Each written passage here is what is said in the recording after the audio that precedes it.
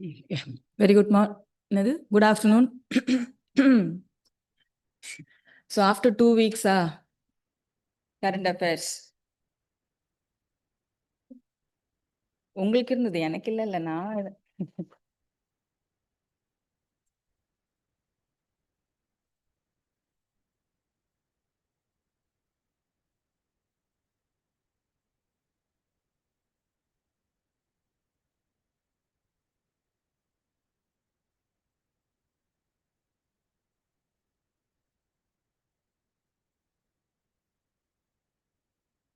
okay.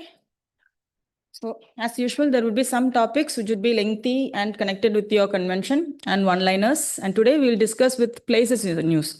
Places in news share பண்ணியிருக்கேன் இன்னும் உங்கள் குரூப்பில் வந்திருக்காது. நம்ம கிளாஸில் ஓவராலாக பார்த்துடலாம். Today will discuss important places of national importance.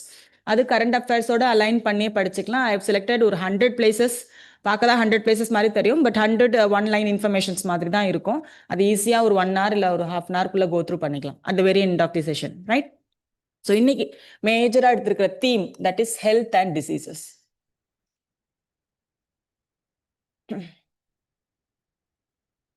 One topic with much more elaborated is your health and diseases. Diseases in news பார்க்க போறோம். சயின்ஸ் அண்ட் டெக்ல இந்த போர்ஷன் கொஞ்சம் கவர் பண்ணியிருப்போம். Largely talking about the initiatives, government initiatives and the world initiatives in addressing some of the diseases.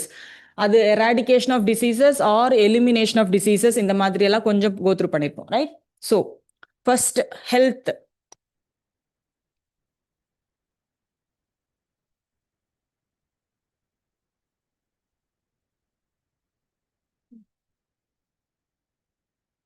Excuse me.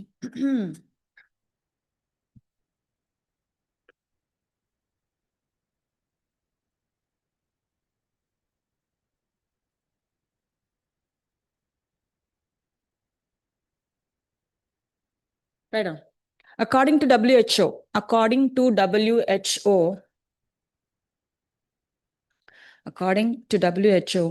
health is a state of complete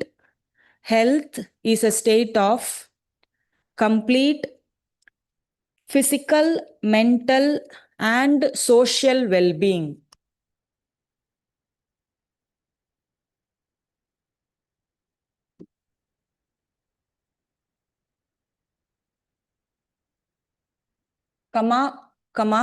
Not merely an absence of disease. According to WHO, health is a state of complete physical, mental, and social well-being, not merely an absence of disease. So this gives the full understanding of what health is. So it talks about your physical, mental, and social well-being. So in this particular current affair class, we're going to discuss about some of the initiatives which helped in the evolution of healthcare system in India.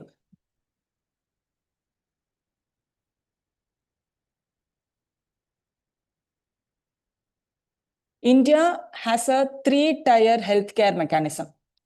First tier, or what we known as the primary healthcare, secondary healthcare, and the tertiary, which is known as the specialized healthcare.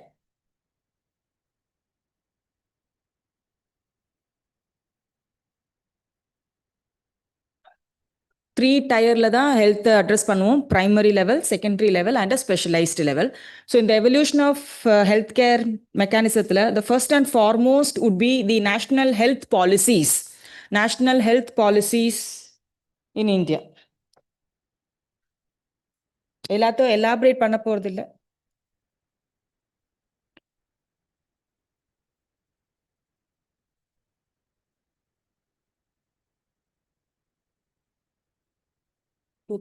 Two 2017. So national health policies இருக்கு. அதுக்கப்புறம் next important would be Pradhan Mantri Swasthya Suraksha Yojana. Pradhan Mantri Swasthya Suraksha Yojana.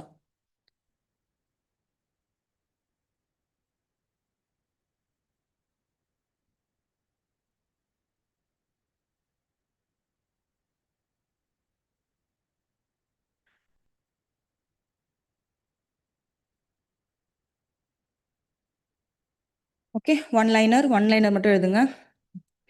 It was announced in 2003, Pradhan Mantri Swasthya Suraksha Yojana 2003 was with an objective of correcting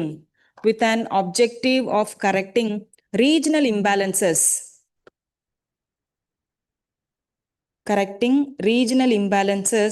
in the availability of affordable or reliable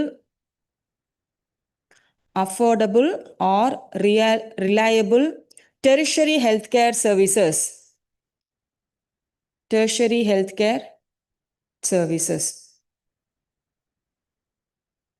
So இதுக்கு கீழே வந்ததுதான், it has two components. ஒன்னு the establishment of aims and development and upgradation of two components.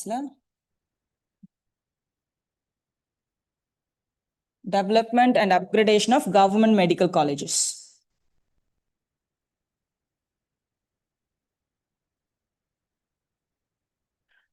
Government medical colleges.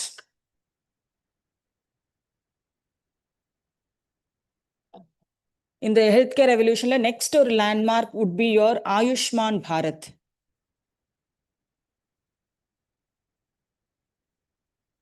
Ayushman Bharat. One liner, it is a flagship scheme. It is a flagship scheme recommended by the National Health Policy 2017. It is a flagship scheme recommended by the National Health Policy 2017 to achieve the vision of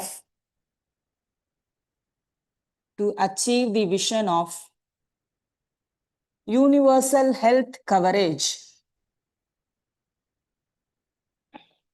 Achieve the mission of universal health coverage.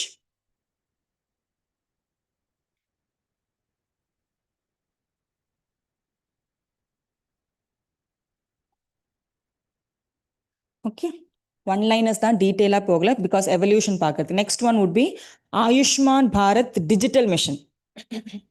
Ayushman Bharat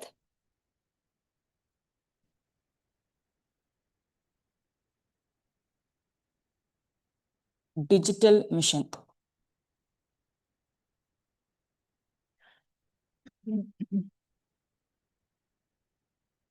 It promotes digitalization of healthcare. It promotes digitalization of healthcare and creating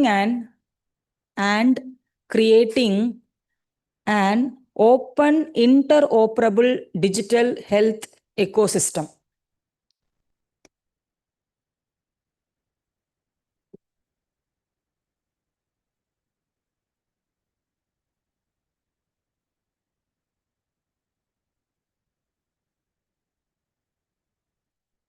Creating an open interoperable digital health ecosystem for the country.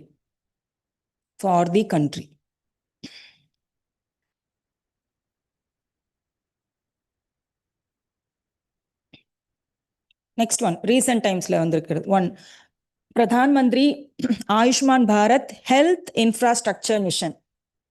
Pradhan Mantri Ayushman Bharat Health Infrastructure Mission.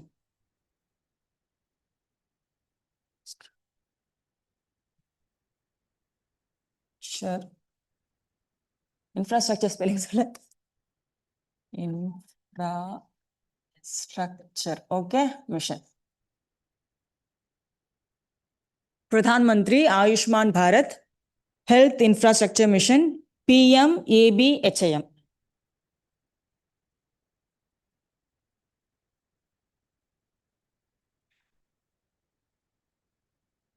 It is a pan-India health infrastructure scheme. Pan-India health infrastructure scheme. for world-class facilities. For world-class facilities.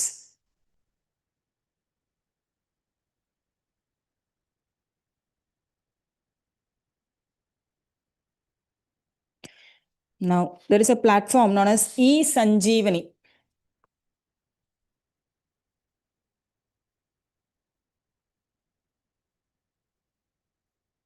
e-Sanjeevani.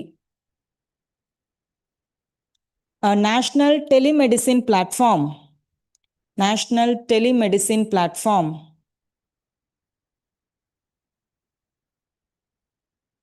Launched in the year 2019.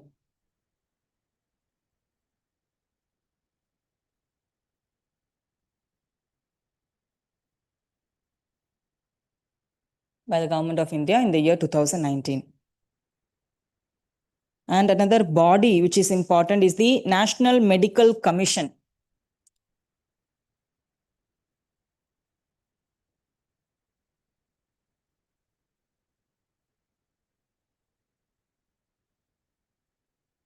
National Medical Commission. It is a statutory body. National Medical Commission is a statutory body established under National Medical Commission Act 2019. National Medical Commission Act 2019. It replaced this body, the National Medical Commission replaced the erstwhile Medical Council of India. It replaced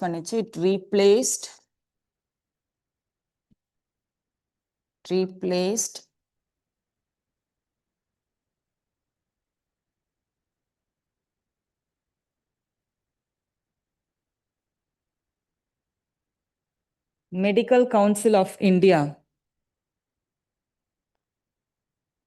So it was established, Medical Council was established in the year 1934.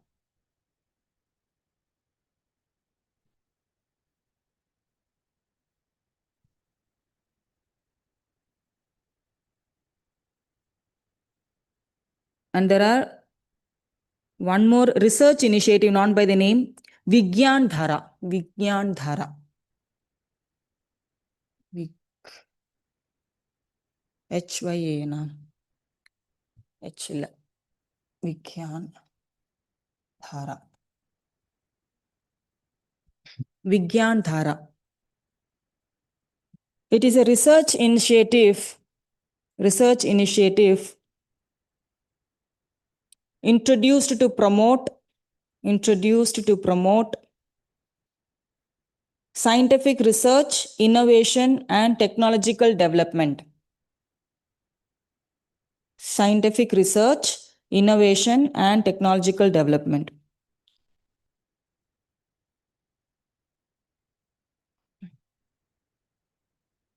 Okay. Next subheading would be challenges in India's healthcare. Challenges in India's healthcare system. Bulletin mari போட்டு எழுதிக்காங்க, elaboration தேவையில்லை. First one would be the neglect of preventive healthcare. Neglect of preventive healthcare.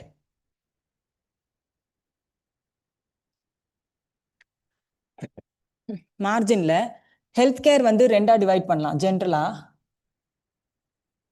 ஒன்னு preventive, the other one is curative. நோய் வந்தா சரி பண்றது.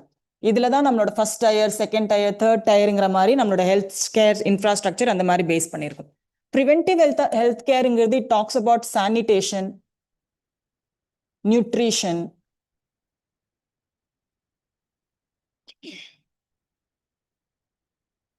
vaccination to some extent. So these will largely fall under preventive healthcare mechanism. So when we look into the India's healthcare ecosystem, it largely neglects the preventive part. Curative part la da nariya focus போயிட்டு இருக்கு. So first important challenge would be lack of இல்லனா neglect of preventive healthcare. Second one, low public health financing. Low public health financing.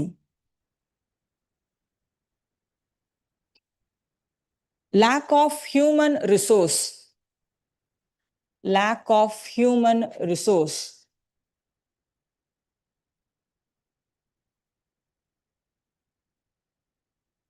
Indiaல doctors patient ratio is in the ratio of 1:1655, whereas WHO recommends for a healthy healthcare system as a country with much more population, it is 1:1000. Country like India should have a healthcare facility of doctor to patient ratio of 1:1000. இது healthcare WHO nomination. நம்மகிட்ட இருக்கிறது 1:1655. So lack of human resources. இது என்னது doctor patient ratio. Next, poor state of healthcare infrastructure. Poor state of healthcare infrastructure.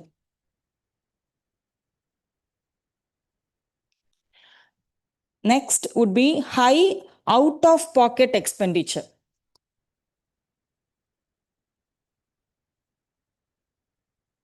Out of pocket expenditure.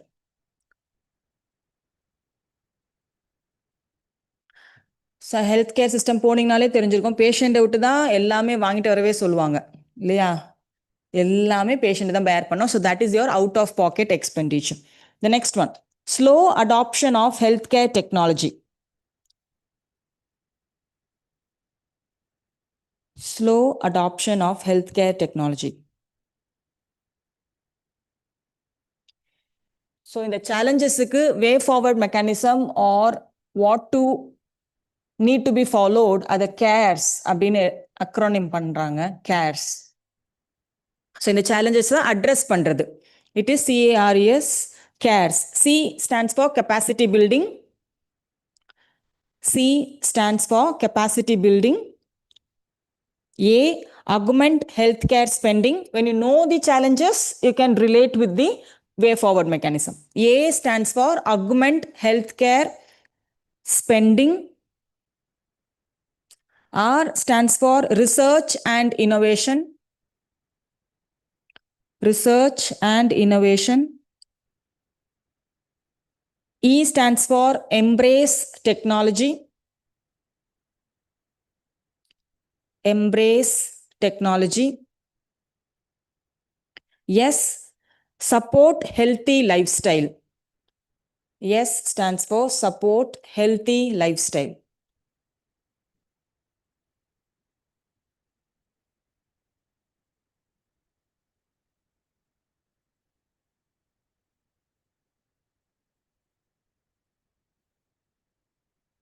Smaller heading, initiatives, government initiatives for achieving universal health coverage in India. Subheading, next one.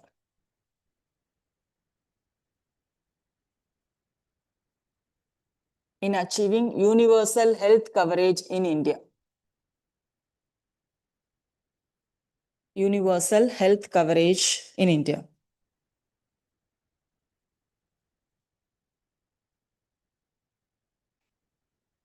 Okay.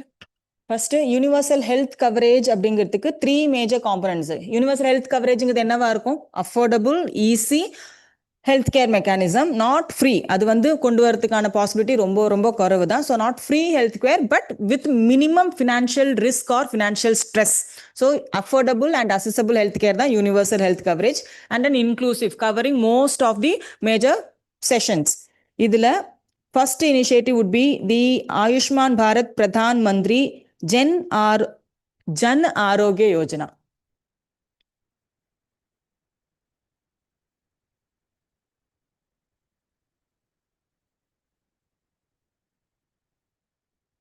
Ayushman Bharata. Ayushman Bharat Pradhan Mantri Jan Arogya Yojana 2018. 2018. It provide health insurance coverage. It provide health insurance coverage of up to 5 lakh per family per year.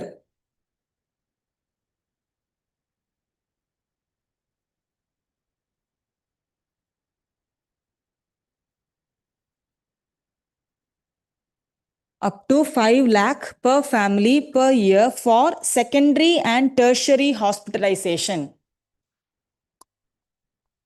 secondary and tertiary hospitalization to poor and vulnerable families, not all, to poor and vulnerable families.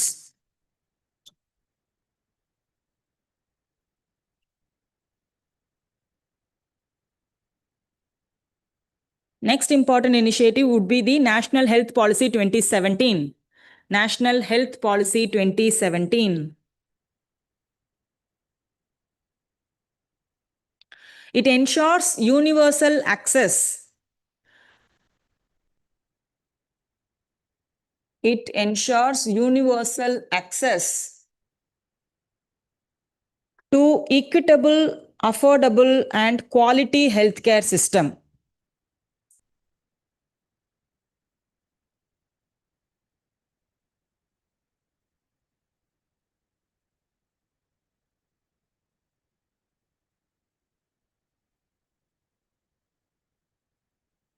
Access to equitable, affordable, and quality healthcare system.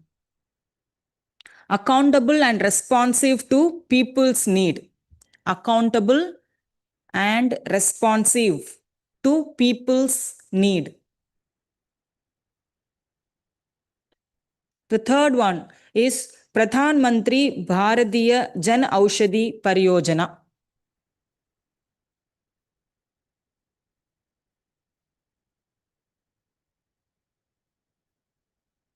Pradhan Mantri Bharatiya Jan Aushadhi Pariyojana.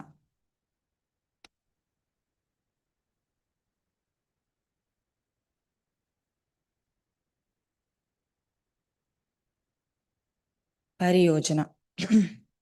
2008. 2008.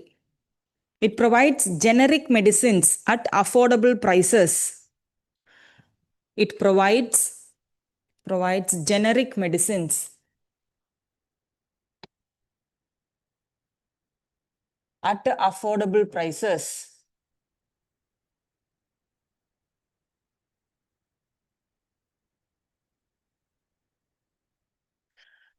Reducing out-of-pocket expenditure on medicines. Reducing out-of-pocket expenditure, OOPE. Okay, out-of-pocket expenditures on medicine.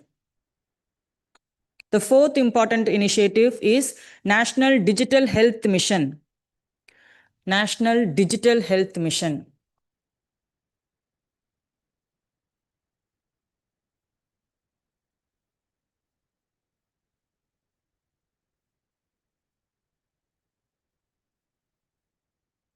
It creates a unique health ID. It creates a unique health ID card. ID.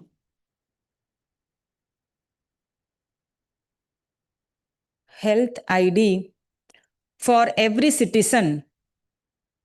For every citizen. Enabling access to their health records. Enabling access to their health records and improving the healthcare services. And improving the healthcare services.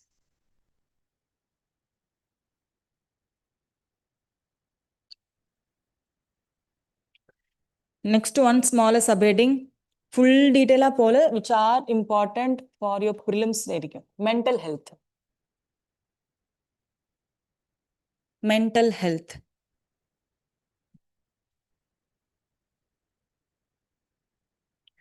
See why this in because the so-called Narayana Murthy, his statement on work, the pressure it keeps on the mind, and the people suffering because of mental illness due to work pressure and stress have been increasing. This is the proven data, statistical data. So mental health patti தெரிஞ்சுக்கங்க. Okay, sorry. According to WHO, mental health is a state of mental well-being. State of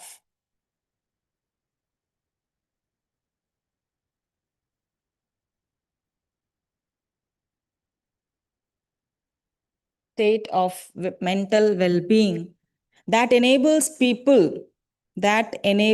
people to cope up with the stresses of life. To cope up with the mental health is a state of mental well-being that enables people to cope up with the stresses of life, realize their abilities, realize their abilities, learn well and work well, learn well and work well, and contribute to their community, and contribute to their community. So according to WHO, mental health is considered as a basic human right. Mental health is considered as a basic human right.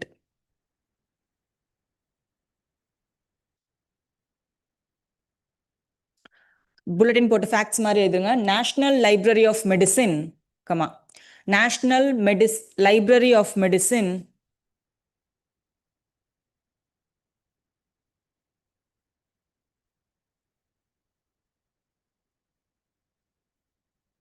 it points out that 15% of Indian population 15% of Indian population is suffering from mental illness.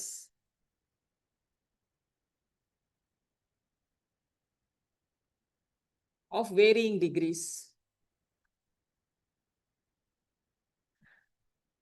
15% of Indian population experiencing some form of mental illness of varying degrees. முழு பைத்தியம், முக்கா பைத்தியம், அரை பைத்தியம் மாதிரி varying degrees, it is 15%. Okay, 7.39%. 7.39% of individuals 7.39% of individuals aged 18 to 29 aged 18 to 29 have current mental disorders have current mental disorders.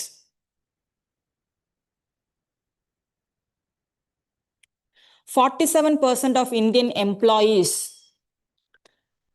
47% of Indian employees reported experiencing stress or anxiety at work.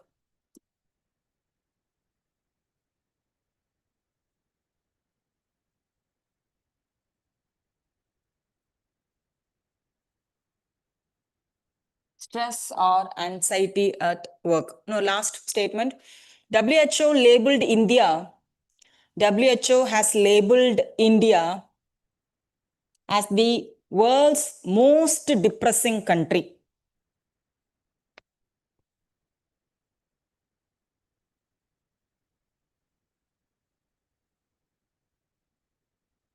In terms of mental health, what you are talking about in terms of mental health? It has labeled India, WHO has labeled India as the most depressing country.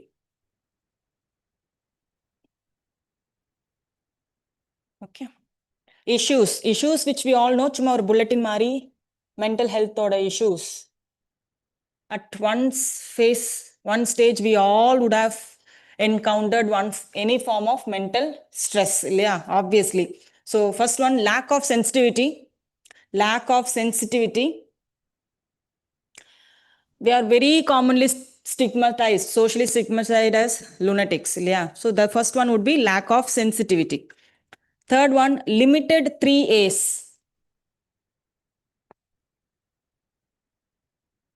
3A's. என்னவா இருக்கும் A's? Accountability எங்கடி வரும் அதுல? சலோ. Assess, affordability and awareness. Accessibility, mental health related. Accessibility, affordability and awareness.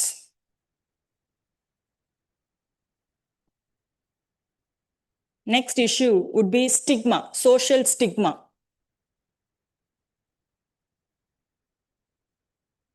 Shortage of mental health professionals. Shortage of mental health professionals.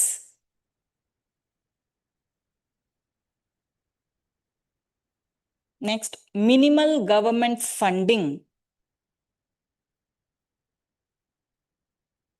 Minimum government funding. So India allocates healthcare budgetல அவங்களோட healthcare budgetல mental healthக்கு 0.5% தான். So minimal government funding, 0.5% of healthcare budgets. Whereas developed countries, they spend approximately 15 to 20% of their total healthcare. They divert it for mental health care. So we have a minimal or limited government funding. Next would be workplace stress and technology overload. Mental illness or mental sufferings in India. Another issue would be workplace stress and technology overload.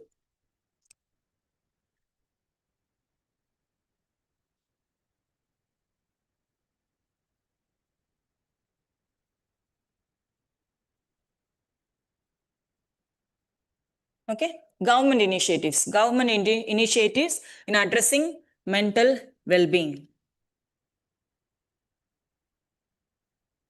First one, legal measures. Legal measures, we have two. One is Mental Healthcare Act 2017.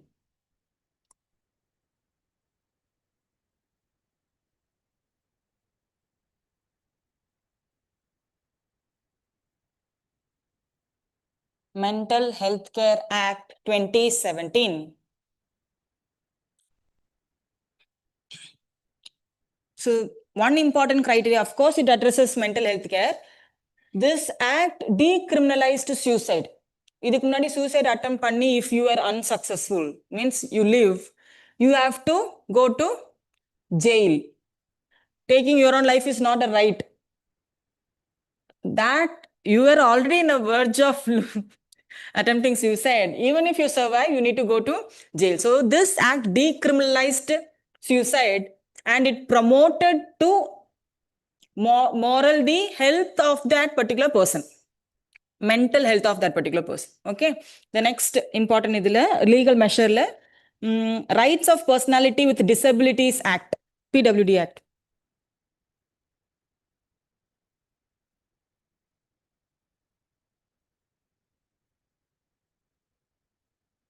Rights of persons, not persons, personality negative. Rights of Persons with the Disabilities Act.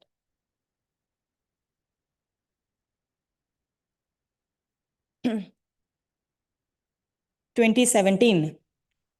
2017. Okay. So this recognizes mental illness as a disability. This particular act recognizes mental illness as a disability. So these are some of the legal measures focusing on the mental well-being. Next would be schemes. Schemes or measures. First is National Mental Health Program. National Mental Health Program. It aims to integrate National Mental Health Program. It aims to integrate mental health services into primary health care. It aims to integrate mental health services into primary health care and also promote awareness campaigns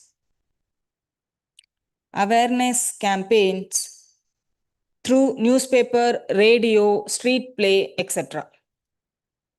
Awareness campaigns through newspaper, radio, street plays, etc. The next small initiative is Telemanas. Manasila Manas Terila initiative.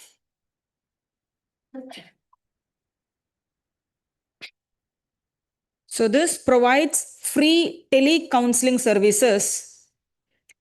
This initiative provides free tele-counseling services for individuals in need.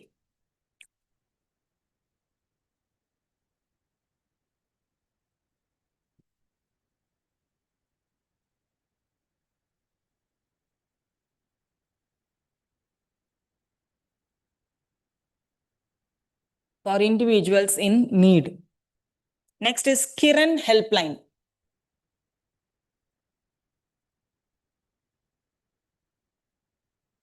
Kiran Helpline. It is a 24/7 toll-free helpline for mental health support. News papers இதில் எங்கன்னா பார்த்துருக்கீங்களா?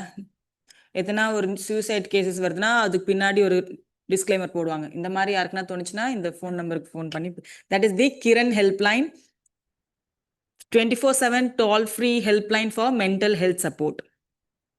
And the last one would be Mano Darpan initiative.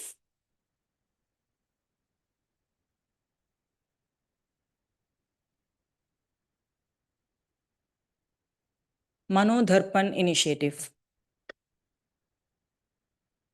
It provides psychosocial support. It provides psychosocial support for students. It provides psychosocial support for students under Atmanirbhar Bharat Abhiyan. Under Atmanirbhar Bharat Abhiyan.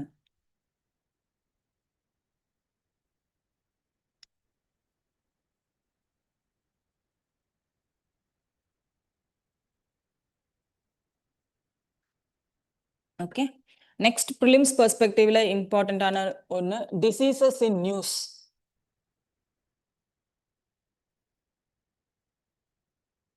Some of the important diseases in news. First one is cervical cancer. Cervical cancer.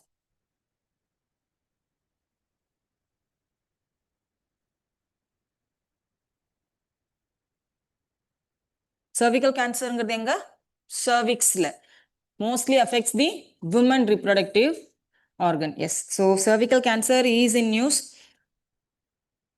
The fourth most common cancer among women worldwide. Cervical cancer is the fourth most common cancer among women.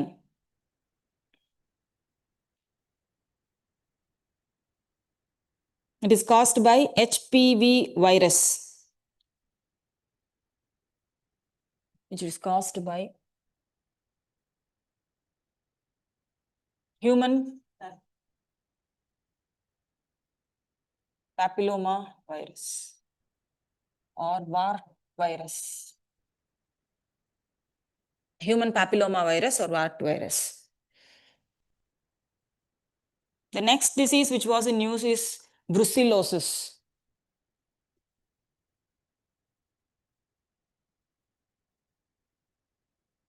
Brucellosis. It is a bacterial infection. Bacterial infection caused by Brucella species. Another name, brucellosis.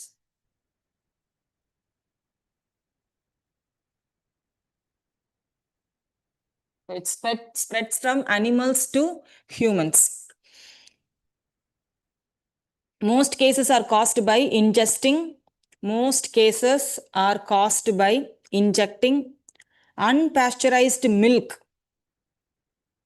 It is caused by ingesting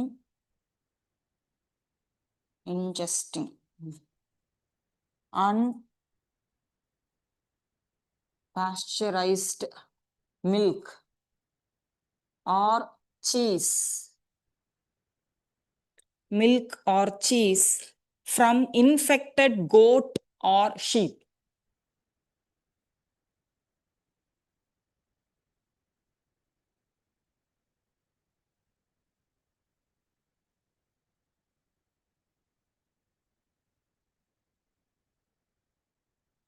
This disease is considered as occupational hazard. Brucellosis is considered as a occupational hazard for people who work in the livestock sector.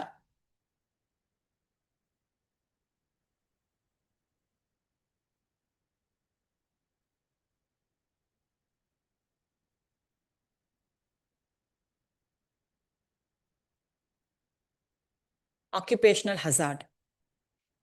The next one is lymphatic filariasis. நம்ம science and டெக்ல disease categorisation எப்படி இதெல்லாம் கொஞ்சம் ஜென்ரலாக ஒரு overview பார்த்துருப்போம். இது ஸ்பெசிஃபிக்காக நியூஸில் அதிகமாக வந்தது possibility of a questioner. So the next one would be lymphatic filariasis.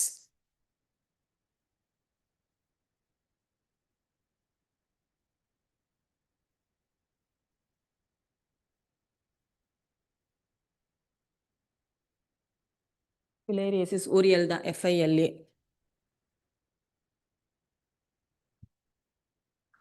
It is also known as elephantiasis. What is elephantiasis? It is a parasite disease. Parasite disease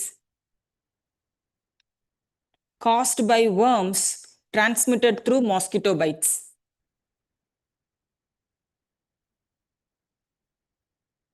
நிமோனோட்ஸ்னு சொல்லுவாங்க. அந்த அளவுக்கு கொஞ்சம் டெக்னிக்கலாக போலனாலும் caused by worms, parasites. And it is transmitted through mosquito bites.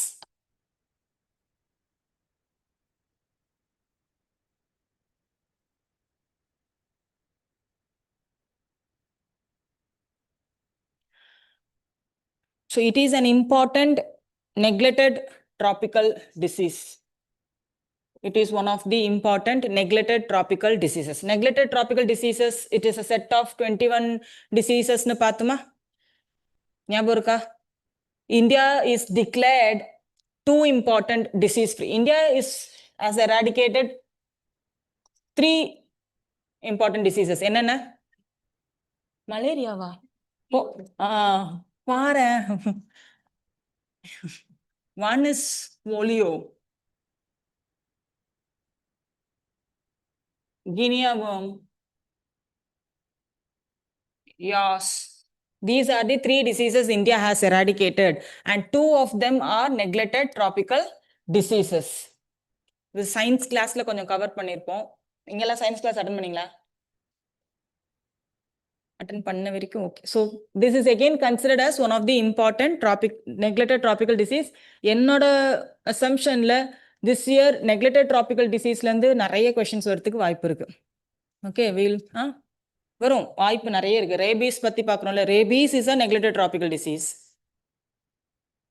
And currently இருக்கு, I will tell you. Okay. Maybe ஒரு margin எழுதுங்க. Neglected tropical disease is a group of, it is a group of communicable diseases. It is a group of communicable diseases that affect impoverished communities.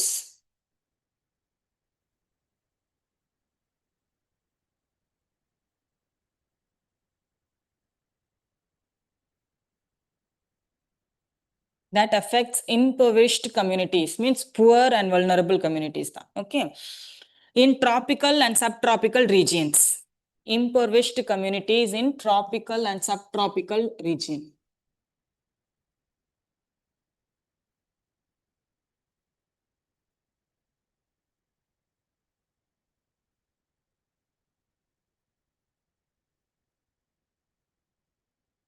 These diseases are called neglected. These diseases are called neglected because they receive less attention. Because they receive less attention and funding. These diseases are called neglected because they receive less attention and funding compared to other global health issues. Compared to other global health issues. The next disease which was in news or very important is your sickle cell anemia. Sickle cell disease. Sickle cell anemia, or so called your sickle cell disease. It is a chronic single gene disorder that affects hemoglobin. Chronic disease, it is a chronic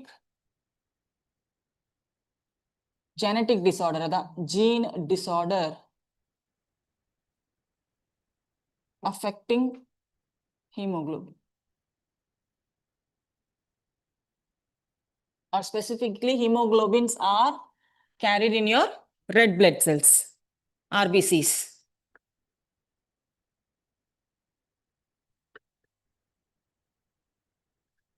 The RBC, the blood cell becomes much more abnormal in shape, or sickle மாதிரி form ஆகும். அதான் சிக்கிள் shell. ஆர்பிசியோட size அப்படியே deform ஆகும். அப்படி deform ஆனால் என்ன ஆகும்? ஆர்பிசியோட oxygen carrying capacity குறையும். ஆக்சிஜன் எந்த அளவுக்கு குறைவாகுதோ அந்த மாதிரி ஆயிடுச்சுன்னா the quality of life would be affected. So that is your sickle cell disease. So sickle shelled shapes can block blood flow. Sickle shaped cells. Sickle shaped cells can block blood flow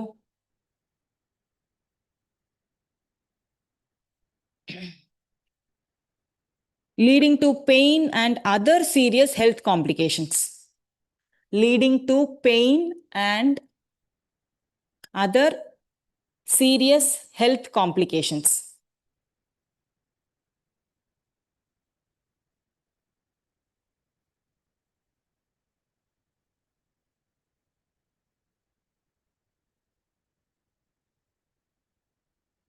So it is a genetic disorder. Next disease, which is always in news and very important for UPSC, is tuberculosis.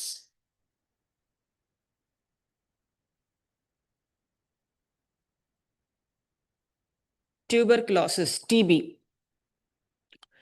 So it is caused by bacteria, Mycobacterium tuberculosis. Another than the பேரு. So it is a bacterial disease.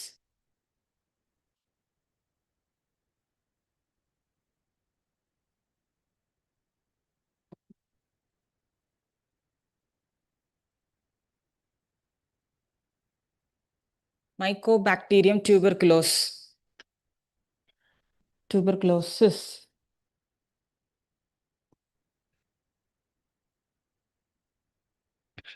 So primarily affecting the lungs. Primarily affecting the lungs.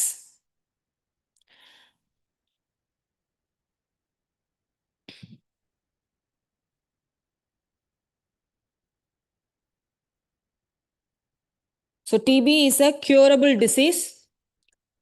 TB is a curable disease. The airborne, coughing and sneezing, very persistent symptoms and diagnosis, I hope you all know. So it is a curable disease, and early TB, the active TB, later TB la mattum symptoms romba explicit ah theriyum. Initial stage la TB irukumbodhu adu romba normal ah irukum. They are very much symptomless disease early stage la. Okay, so it is a curable disease. So early detection of the disease is very, very important. Diagnosis of the disease is important. Common drugs, இது உங்களோட NCERTsல இருக்கு, அதனால இதை நீங்க எழுதிடுவீங்க. Common drugs. நம்ம TB drugs கிளாஸ்ல discuss பண்ணுமா? Science and tech கிளாஸ்ல ட்ரக்ஸை பத்தி டிஸ்கஸ் பண்ணுமா?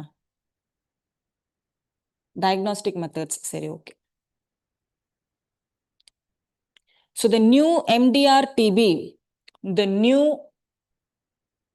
MDR TB, what is MDR? MDR, multi-drug resistant. Okay, multi-drug resistant.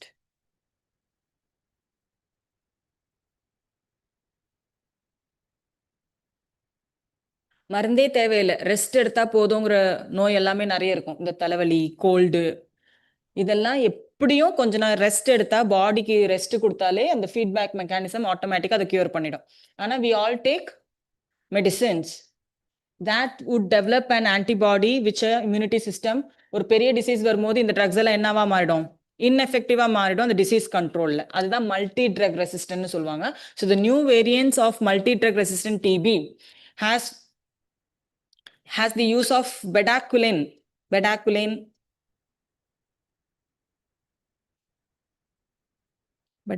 இதெல்லாம் உங்க PYQ. அதனால இது எழுதணும். இது NCERTஸ்லயும் இருக்கு, PYQ இந்த பர்டிகுலர் ட்ரக்ஸை பத்தி எல்லாம் பேசுவாங்க. It is about TB. So bedaquiline is one. Pretomanid,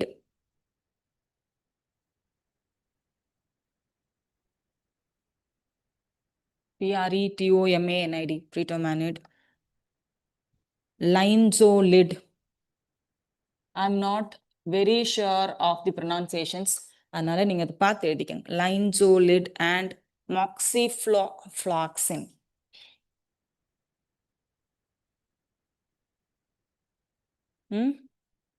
Moxifloxacin.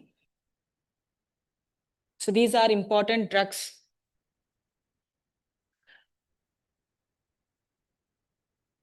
The next disease is leprosy.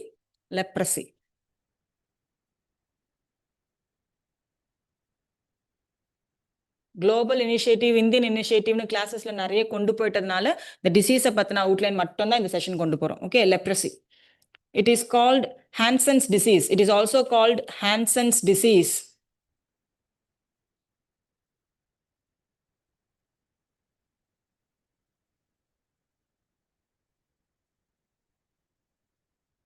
It is caused by bacteria, Mycobacterium leprae. Mycobacterium leprae. It affects the skin and peripheral nerves. It affects the skin and peripheral nerves. It is also classified as one of the important neglected tropical diseases.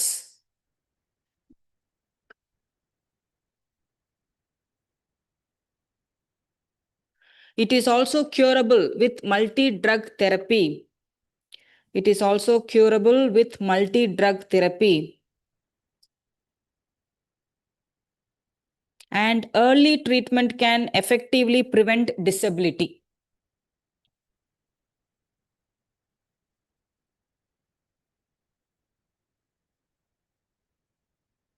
Early treatment can effectively prevent disability.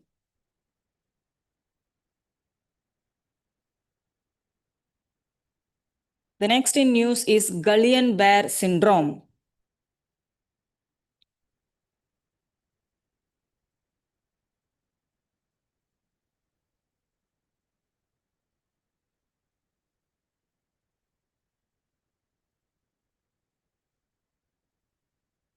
Guillain-Barré syndrome. It is a rare neurological disorder. It is a rare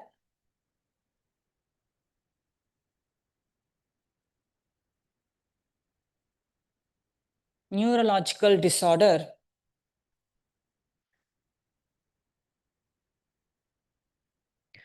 in which the body's immune system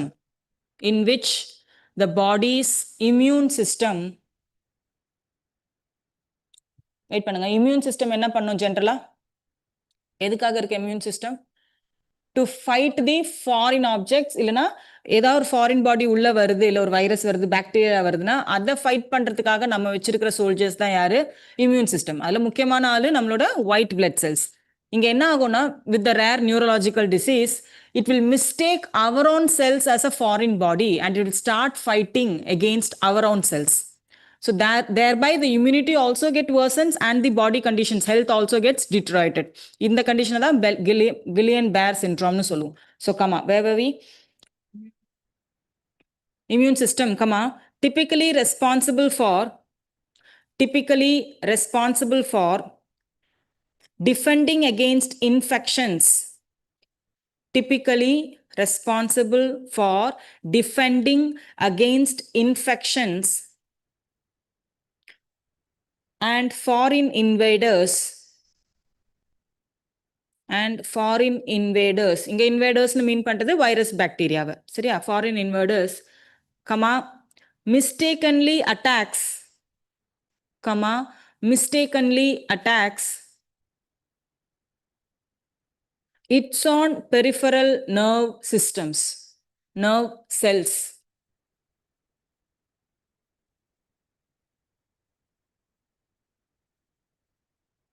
its own peripheral nerve cells nerve cells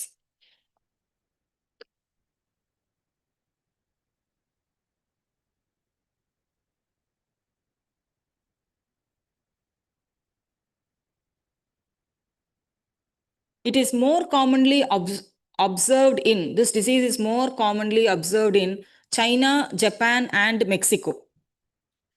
China, Japan and Mexico. Currently, there is no definite cure for GBS. There is no definite cure.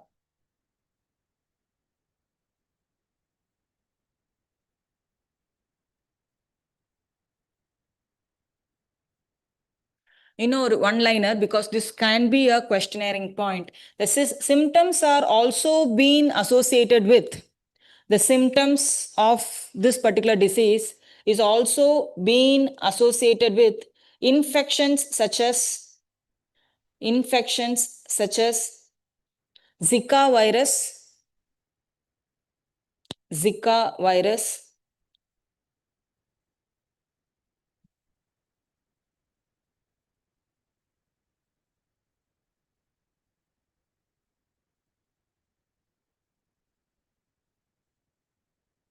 cytomegalovirus,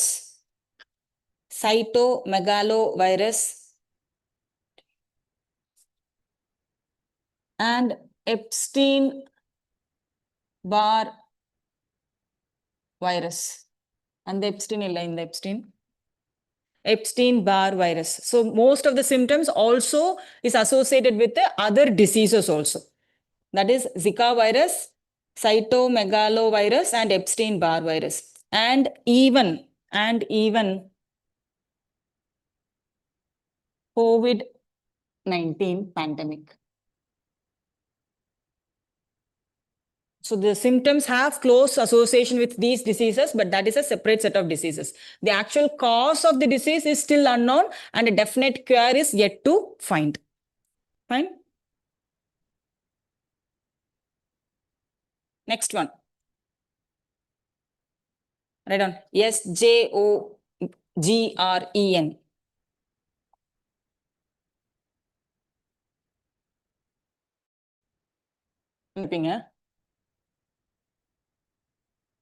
என்னது என்ன வேணா படிச்சு எடுத்துக்கங்க இது வந்து Sjogren's disease.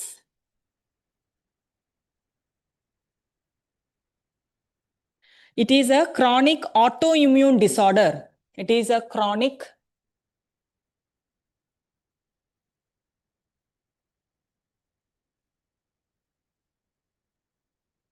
autoimmune disorder in which the immune system mistakenly attacks the immune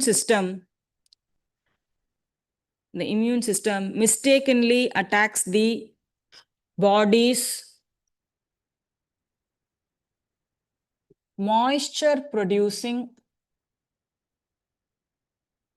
attacks our own body's moisture producing glands.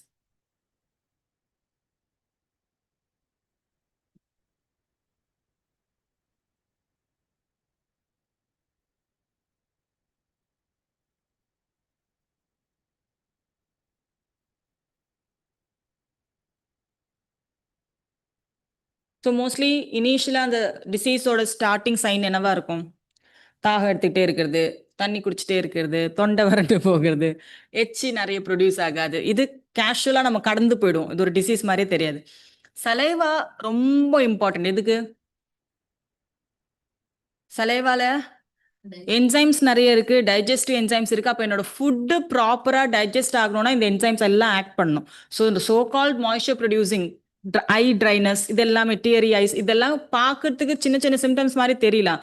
If it is left அன்டயக்னாய்ஸ்ட், அது ஒரு later ஸ்டேஜுக்கு போகும்போது அது ஃபுல்லா பாடியை கம்ப்ளீட்டா டேமேஜ் பண்ணிடும். Okay, so the importance of the disease is such that it affects the moisture producing glands.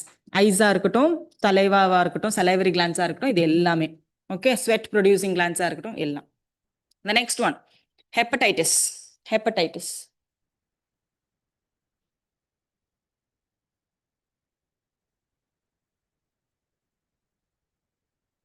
It is a curable disease. இது வந்து it is a curable disease. And early detection is very important. Okay, the next one, hepatitis. It refers to liver inflammation. It refers to liver inflammation leading to various liver diseases. Liver inflammation.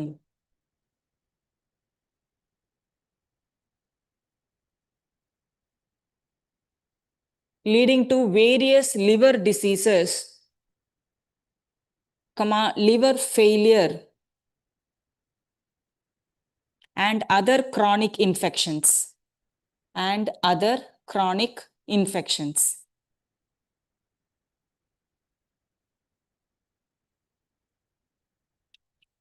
So there are 5 types of hepatitis virus: A, B, C, D, and E. While all cause liver disease, எல்லாமே liver disease தான் cause பண்ணும். Hepatitis A, B, C, D, E. But they differ in the mode of transmission and the degree of infection, how they transfer, how severely they will affect the liver. These makes the differentiation. All are A, B, C, D, E, all affects the liver and results in liver damages or cirrhosis. இதுல one important thing is hepatitis B. Hepatitis B is primarily transmitted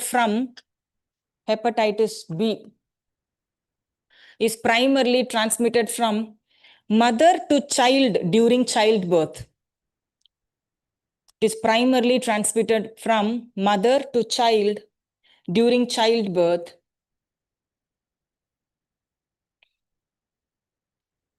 And this is about 90% of this disease is transformed by this method. Mother to child க்கு childbirth வழிதான் hepatitis B 90% சதவீதம் மாறி வருது. This is an important fact you need to know.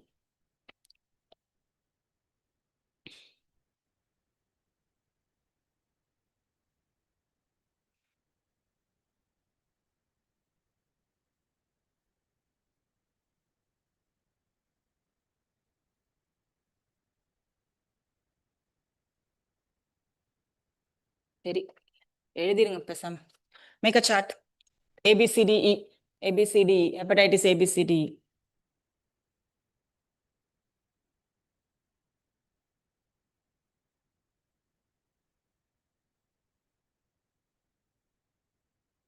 First criteria is the source of virus.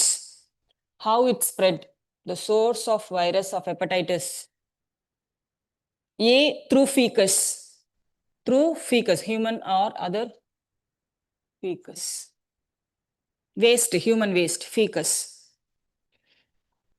Hepatitis B is by blood or blood-derived body fluid.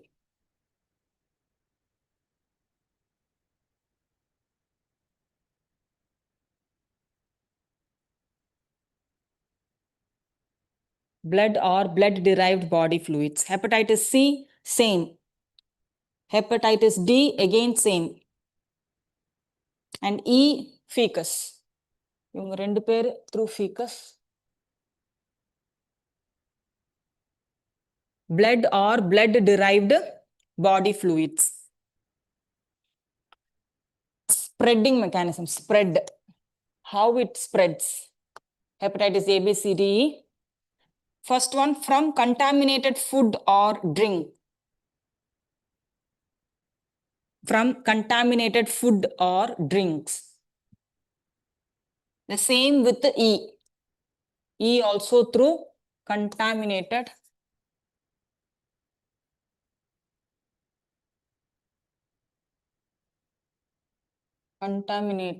food.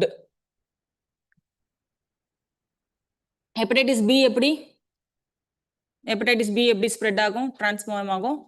Childbirth. 90% of cases childbirth. இது primary cause. Or contact with contaminated blood.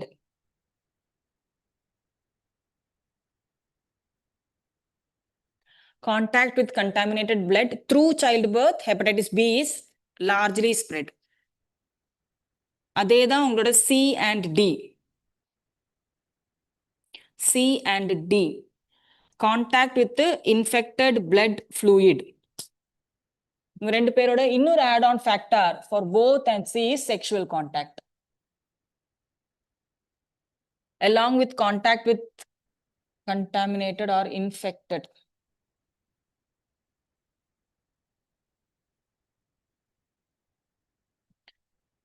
Okay. Prevention. Prevention. ஏன் எப்படி prevent பண்ண முடியும்? Okay, healthy hygiene. Okay, so practicing good hygiene and vaccination. Practicing good hygiene along with that vaccination.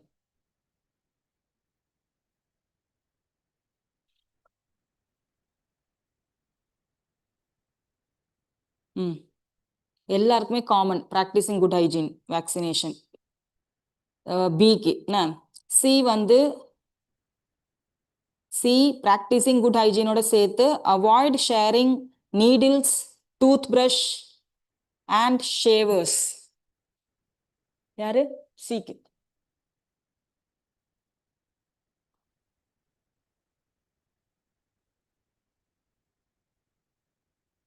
Toothbrush, needle, shavers.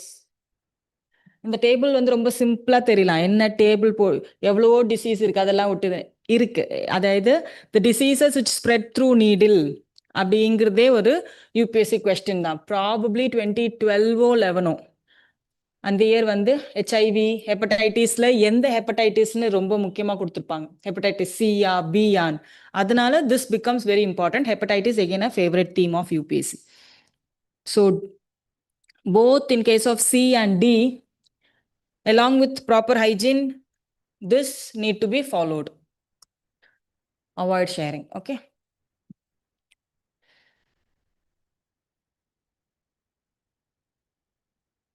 Next, the next important disease is rabies in news.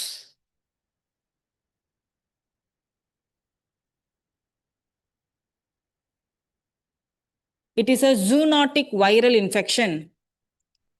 Zoonotic viral infection.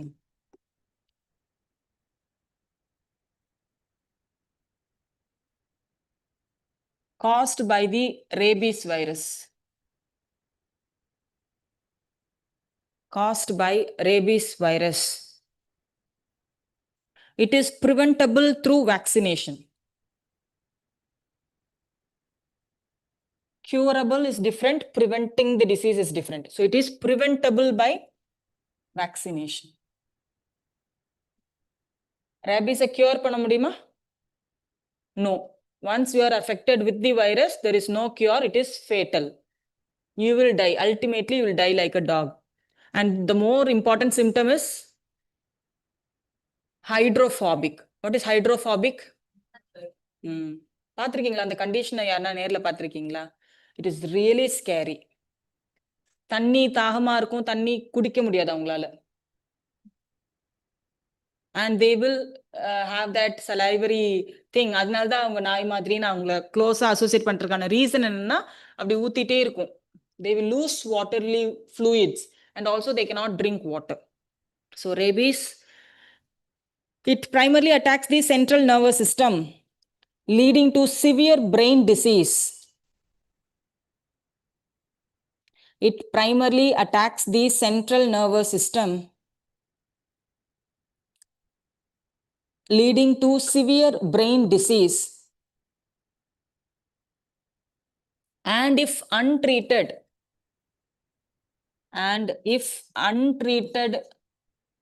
before symptoms, it may lead to death.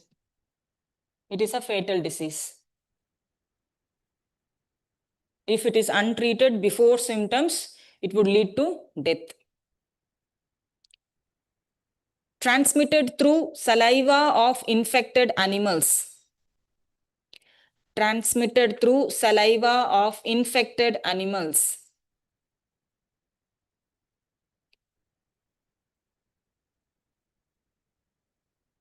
And 90% of human rabies cases are by dogs.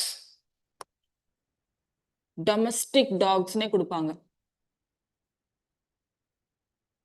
90% of rabies in humans are caused by dog bite or dog scratch, or even the contact of mucous membrane of dogs of an infected dog can cause rabies in humans.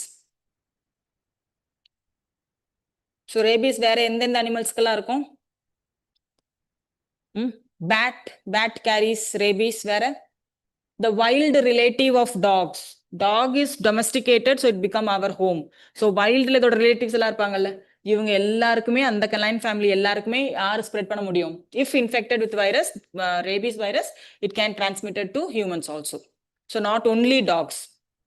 90% cases is because of dogs, and dogs are not the only carriers of rabies virus.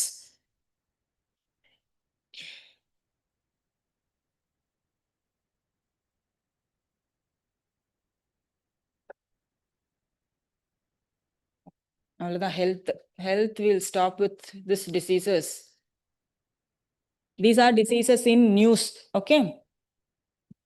Next, one-liners. Healthல இன்னொரு முக்கியமான ஒரு current affairs what I have taken is the case of ORS. ORS என்ன தெரியுமா? என்னது? ORS stands for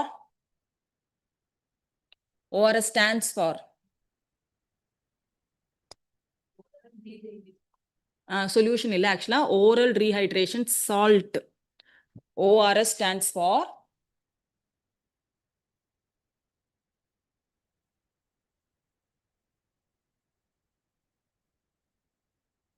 so recently there was a ban for the sugar drinks to falsely claim as ORS. அது எப்படி எழுதிருப்பாங்க தெரியுமா? அதெல்லாம் அந்த பாட்டில்ல பாத்துக்கீங்களா?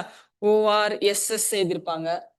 பார்க்கும்போது அது ஓஆர்எஸ் மாதிரியே நமக்கு ஒரு ஃபீல் தரும். பட் ஓஆர்எஸ்ங்கிறது மெடிக்கல் பிரிஸ்கிரிப்ஷன் இல்லாம ஃப்ரீயா அவுட் ஆஃப் கவுண்டர்ல வாங்கி சாப்பிடக்கூடாது. ஃபர்ஸ்ட் டயரியா மாதிரியான நம்மளோட பாடி வாட்டர் ரொம்ப ரெடிலி லூஸ் பண்ணிக்கிட்டே இருந்தா ரீஹைட்ரேட் பண்றதுக்காக கொடுக்குற ட்ரிங்க் அது. அதுல எலக்ட்ரோலைட்ஸ் இருக்கும். எலக்ட்ரோலைட்ஸ்னா இன்ஸ்டன்ட் எனர்ஜிக்காக ஒரு பர்டிகுலர் ப்ரப்போசிஷன்ல அது வாட்டரோட மிக்ஸ் பண்ணியிருப்பாங்க. அந்த மாதிரி குடிச்சா மட்டும்தான் நமக்கு அந்த எலக்ட்ரோலைட்டும் வரும், என்னோட வாட்டரும் ஹைட்ரேட்டும் ஆகும். ஓகேவா? So FSSAI has prohibited FSSAI Food Safety and Standards Authority of India has prohibited foods and beverages companies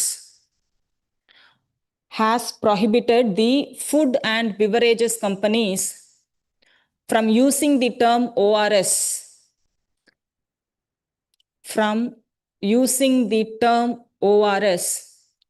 on product that do not meet the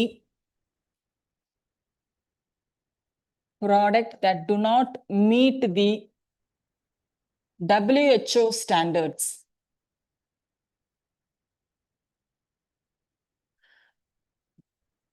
WHO standards.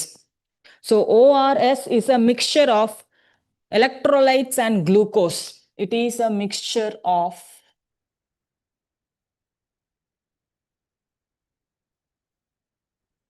electrolytes and glucose.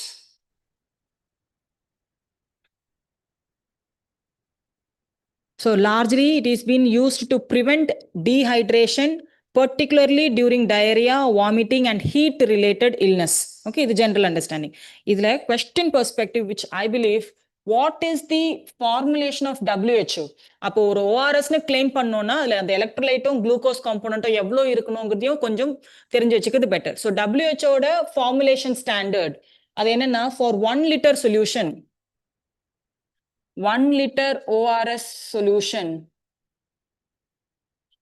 must have 4 important components. One is sodium chloride,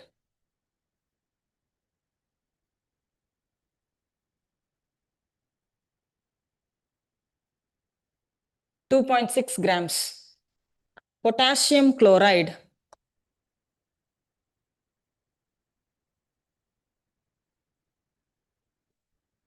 1.5 gram.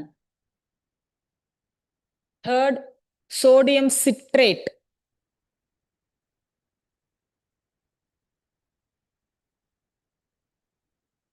sodium citrate 2.9 grams. And lastly, dextrose, that is the anhydrous glucose.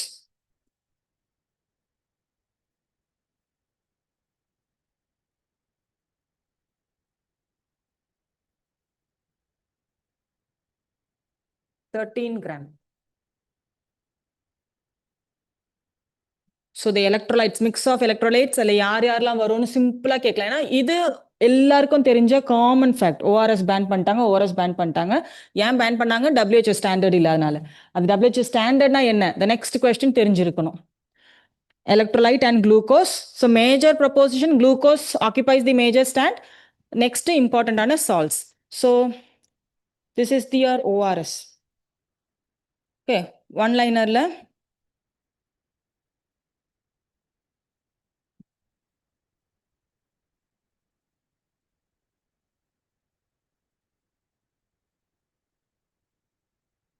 Health angle இவ்வளோ cover பண்ண போதும்னு நினைக்கிறேன். இப்போ நம்ம one liner போயிடலாம். ஐயோ 1.5. Okay சாமி.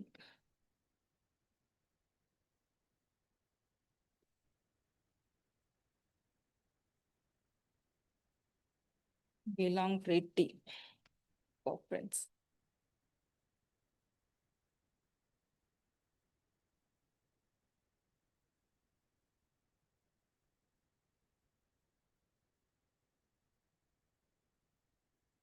Okay, first one is the ELI scheme.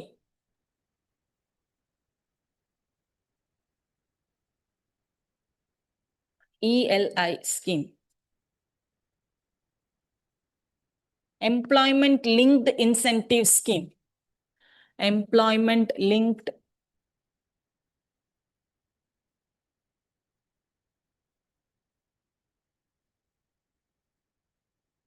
incentive scheme. This is also known by the name, it is or PM Viksit Bharat Rozgar Yojana.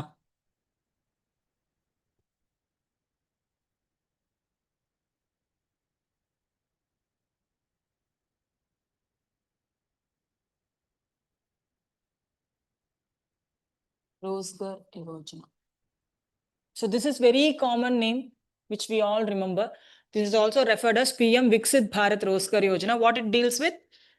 Employment incentives, employment linked incentive schemes.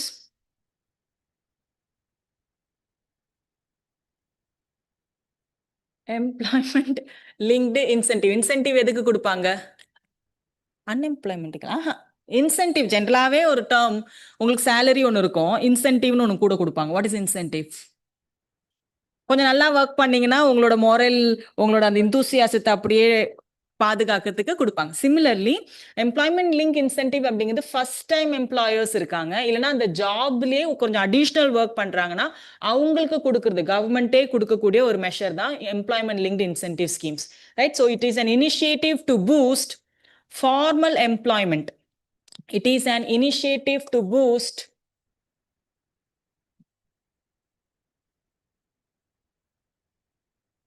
formal employment, providing financial incentives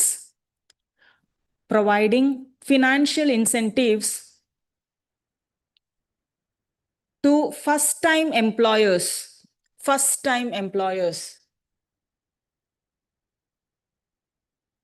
First.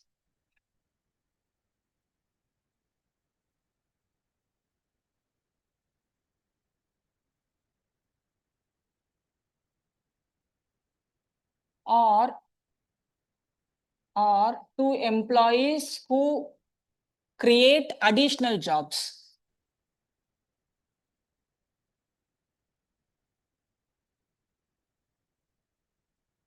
So நான் நிறைய பிகினர்ஸை வந்து enrol பண்ணுறேன் என்னோட கம்பெனியில் என்னோட organisation அப்படின்னா எனக்கு government என்ன தரும், எனக்கு ஒரு இன்சென்டிவ்ஸ் தரும். இல்லை நான் ஒரு கம்பெனி ரன் பண்ணுறேன் 50 members, but I am making a space of another 5 or 10 to accommodate into my organisations அப்படின்னாலும் என்ன தரும் கவர்மெண்ட், எனக்கு ஒரு இன்சென்டிவ்ஸ் தரும். இது வந்து ரொம்ப சிம்பிள் லாங்குவேஜில் there are different components, 5 important components எல்லாம் இருக்கு.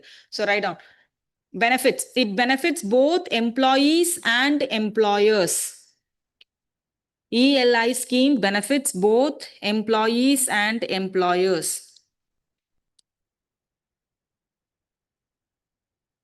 It has a total budget outlay of 2 lakh crore. Budget la 2 lakh crore has been set aside for this particular scheme. The implementing agency is EPFO, Employees Provident Fund Organization.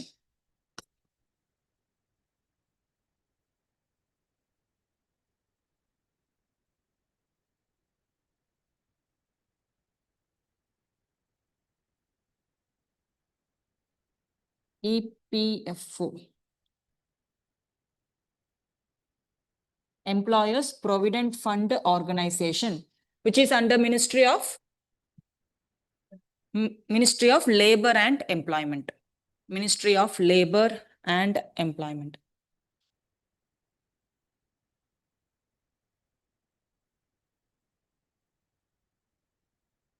Next one-liner. Loan to deposit ratio, LDR, which was in news.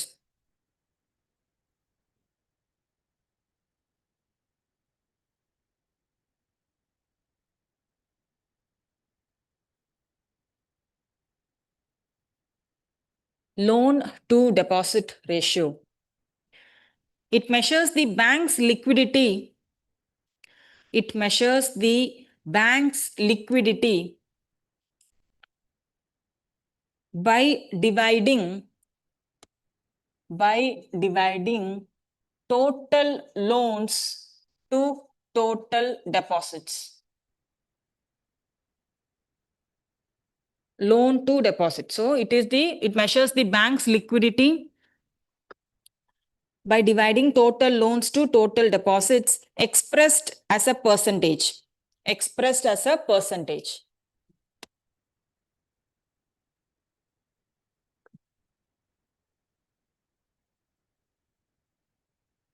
A ratio of 70 to 90% is generally considered healthy. Is generally considered healthy. 70 to 90%.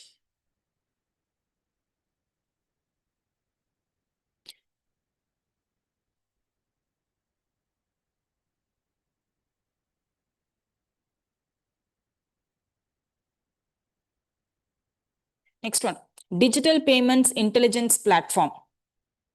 Digital payments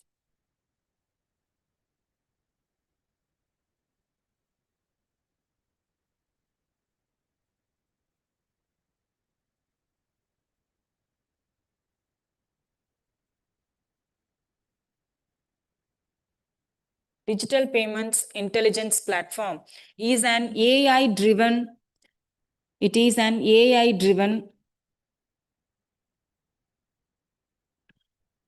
collaborative digital public infrastructure. It is an AI-driven collaborative digital payment infrastructure initiated by RBI. Initiated by RBI. Initiated by RBI to detect and curb Digital payment fraud in real time.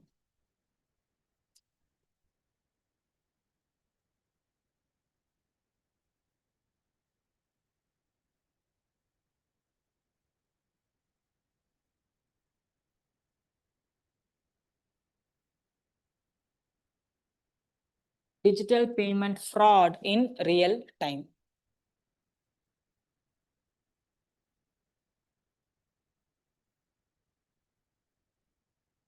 Next one. Scheme to promote manufacturing of electric passenger cars in India.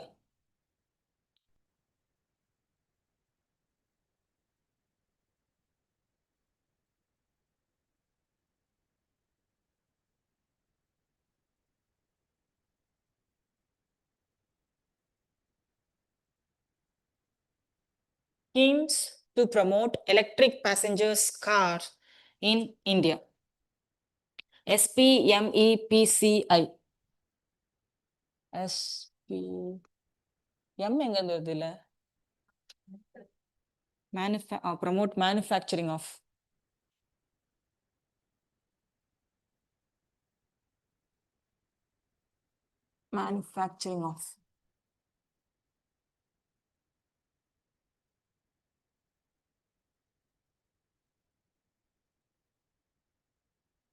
So under the Ministry of Heavy Industries. This scheme is under the Ministry of Heavy Industries.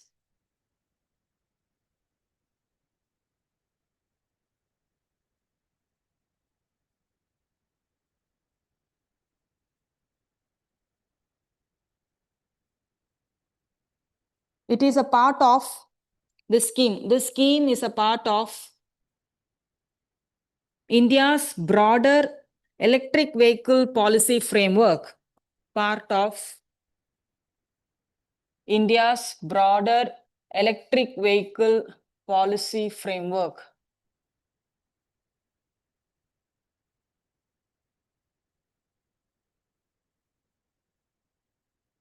Policy framework aligned with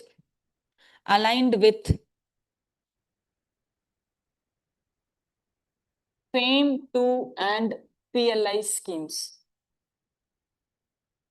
Aligned with FAME 2 and PLI, product linked incentives, and PLI schemes. The objective is to position India as a global EV manufacturing hub. The objective is to position India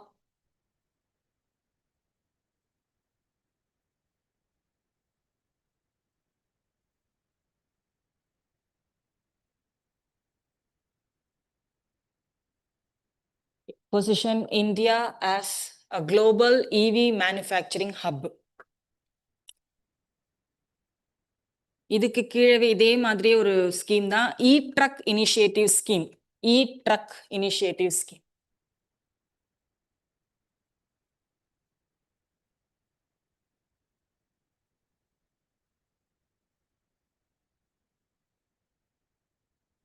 E-Truck Initiative Scheme. Again, Ministry of Heavy Industries and Steel. Ministry of Heavy Industries and Steel.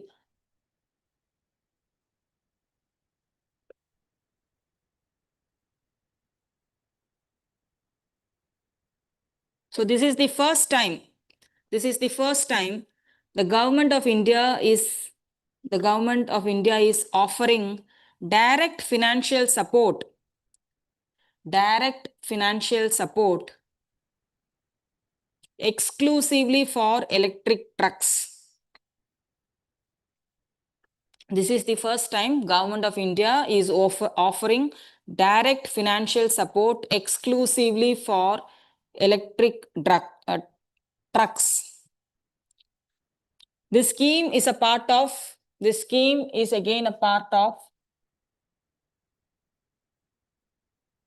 PM E-Drive. PM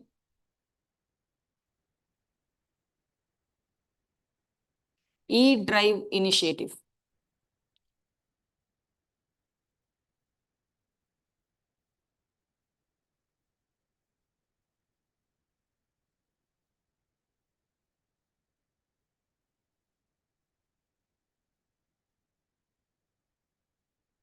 focusing more on electric vehicles. PM e-drive initiative. Okay, next one liner. Transition bonds. Transition bonds.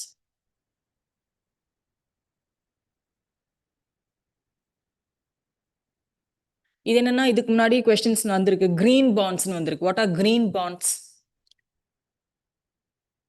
Green bonds. From the very name, எதுக்கு கொடுப்பாங்க bonds? Environment, renewable energy, இல்லைன்னா ஒரு climate change mitigation measures, இல்லை energy efficiency measures, இதுக்கு எல்லாமே வந்து companies என்ன மாதிரி bonds acquire பண்ணலாம் for funding தான், money raise பண்ணுறதுக்கு தான் e-bonds. கவர்மெண்ட் கிட்ட பாண்ட் கொடுத்துட்டு government will give you money. So transition பாண்ட்ஸுங்கிறது there are some industries எவ்வளோ ட்ரை பண்ணாலும் அவங்களால கம்ப்ளீட்லி க்ரீனாக போக முடியாது. ஃபார் எக்ஸாம்பிள் ஸ்டீல், சிமெண்ட், அப்போ இந்த மாதிரியான இண்டஸ்ட்ரீஸ் வந்து ஃபண்ட் ரைஸ் பண்ணணும் த்ரூ கவர்மெண்ட் பாண்ட்ஸ்னா they are bringing the concept of transition bonds. So நிறைய கார்பன் எமிஷன்ல இருந்து கொஞ்சமாச்சும் கார்பன் எமிஷன் குறைச்சிருக்காங்கங்கிற மாதிரி காட்டி அவங்க இந்த பாண்ட் யூஸ் பண்ணி ஃபண்டை ரேஸ் பண்ணிக்க முடியும். ஸோ க்ரீனாக போக முடியாது. Obviously the very nature of the industry such that அவங்களால கம்ப்ளீட்டாக க்ரீன் போக முடியாது. ரினியூபிள் எனர்ஜி செக்டார்ஸ்னா fine. So this is your transition bonds. Right on transition bonds. They are specialized debt instruments. They are specialized debt instruments.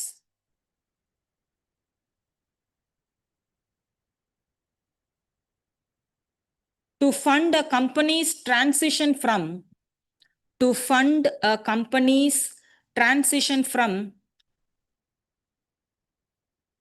high carbon to low carbon operations. Transition from high carbon to low carbon operations. Targeting hard to abate sectors. Example, steel, cement, etc.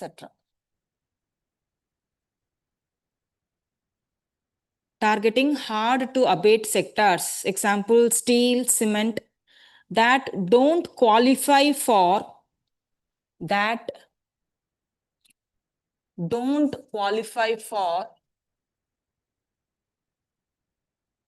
green bonds. Qualify for green bonds. Green bonds யாருக்கு கொடுப்பாங்க? Renewable energy, renewable sectors, இல்லைன்னா climate change mitigation,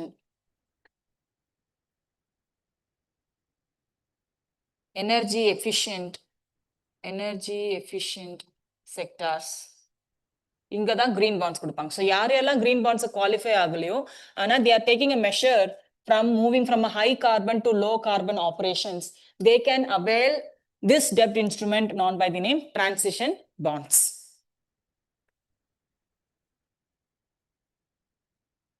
Next one, dark factories. One liner. என்னவா இருக்க முடியும்? dark factory என்னப்பா? இல்ல, this is a misnomer, அதனால தான் கொண்டு வந்தேன். dark factories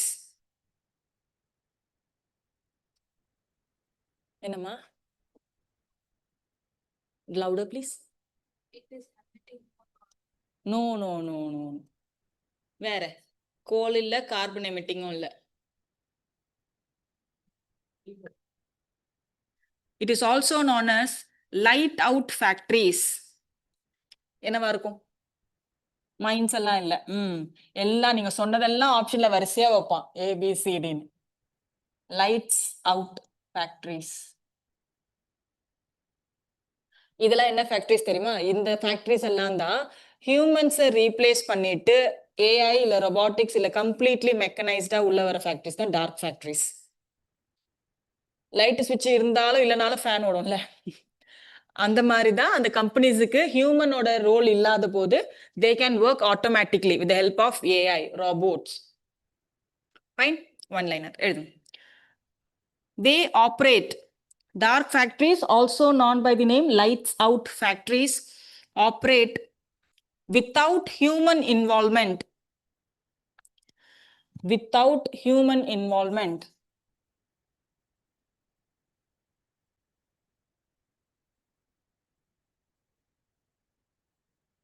In complete darkness. Even in complete darkness.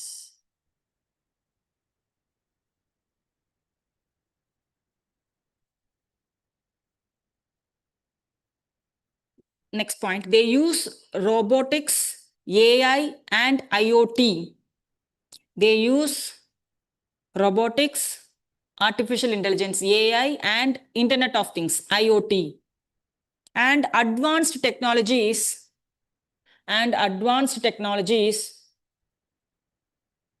to manage production process. To manage production process. Humans தேவையில்லை, அங்க robotics ஓடையும் ஏஐயும் IoTs இவங்கெல்லாம் உள்ள வந்துருவாங்க. Fine. These are your dark factories.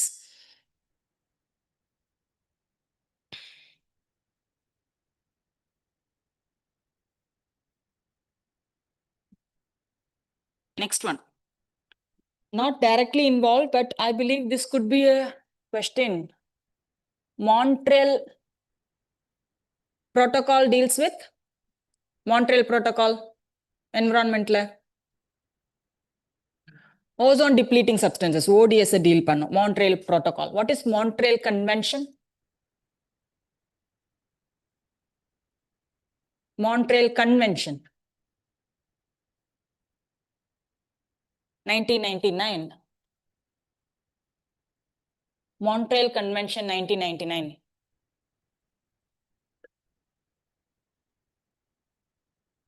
என்னவா இருக்கும்?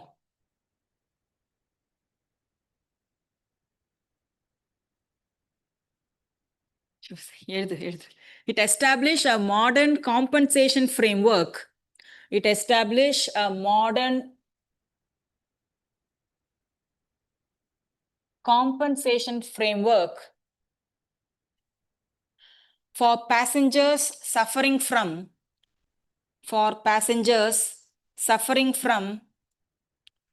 death or injury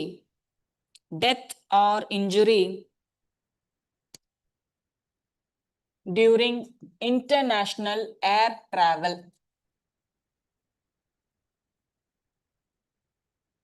So ஒரு ஏர்கிராஃப்ட் ஆக்சிடென்ட் ஆகுது இல்ல என்ன ஒரு டிசப்பேர் ஆகுதுன்னா அந்த பேசஞ்சர்ஸுக்கு தரக்கூடிய காம்பன்சேஷன் எந்த கன்வென்ஷன்ல கவர் ஆகுது? Montreal convention. Is India signatory or not Montreal கன்வென்ஷனுக்கு? இன்டர்நேஷனல் ஃபிளைட்ல நீங்க போகும்போது ஏதோ நடந்து போச்சு, உங்களுக்கு யார் மணி கொடுப்பா? இந்தியன் கவர்மெண்ட் கொடுக்குமா? இந்தியன் கவர்மெண்ட், இன்டர்நேஷனல் ஏர்லைன் அது. India is a signatory. Yes, India became a signatory in the year 2009. India became a signatory in 2009. On the light of various accidents, aircraft clashes. So Montreal Convention becomes very important, one-liner. Okay, next.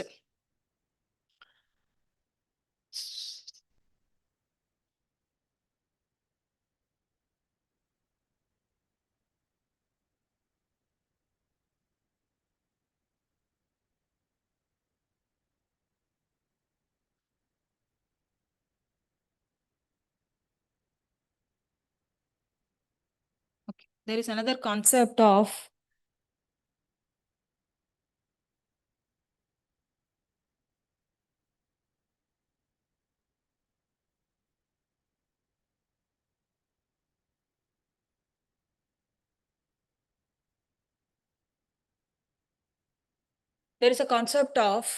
rivers, which has been identified, the rocks in the rivers or the riverine system, when they radiodate the carbon present, the carbon 14 element in the rocks of the rock bed of the rivers has very less in number, meaning they are emitting out carbon dioxide more.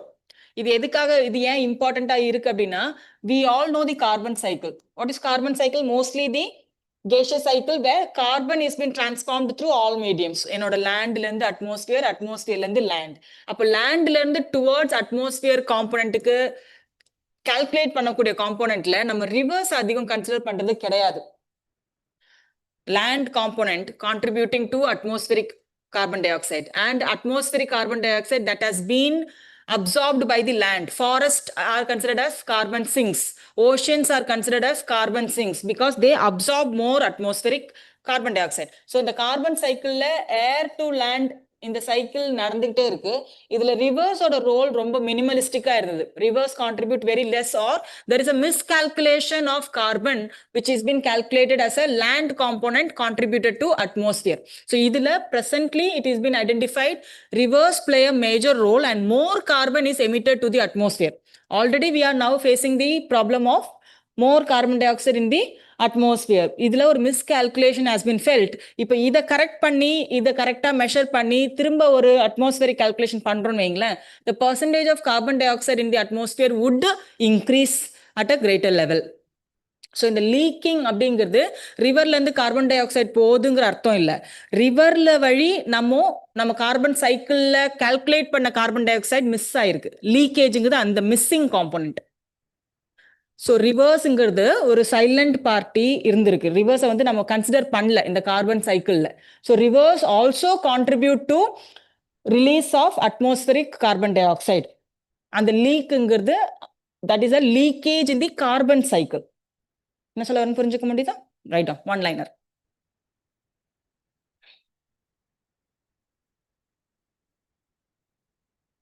Okay, researchers found that about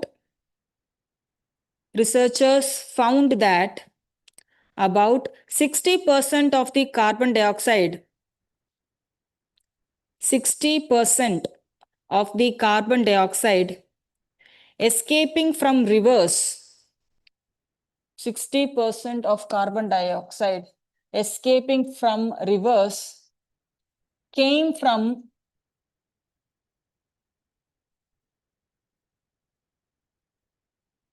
millennia old rocks. அதாவது millions and millions of இயர்ஸுக்கு முன்னாடி இருந்த பழைய ராக்ஸ்ல கார்பனோட content குறைஞ்சிக்கிட்டே இருக்கு. அப்போ 60% of case எங்க இருந்து தான் வந்திருக்கு? இந்த ஓல்டு ராக்ஸ்ல இருந்து லிபரேட் ஆகிக்கிட்டே இருந்திருக்கு ரிவர்ஸ் பெட்ல இருந்து. Okay, 60% of carbon dioxide escaping from rivers came from the millennia old rocks locked in the deep soil.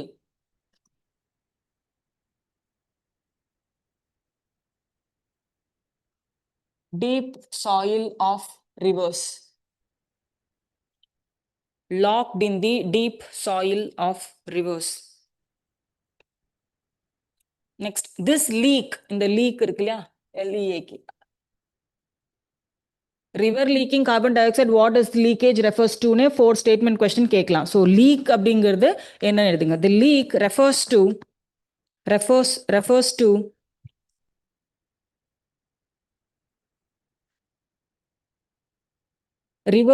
returning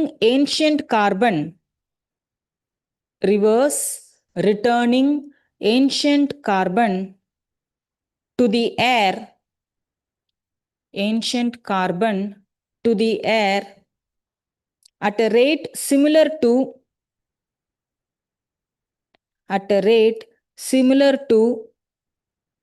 the amount land ecosystems absorb. Similar to the amount land ecosystems absorb, so carbon cycle models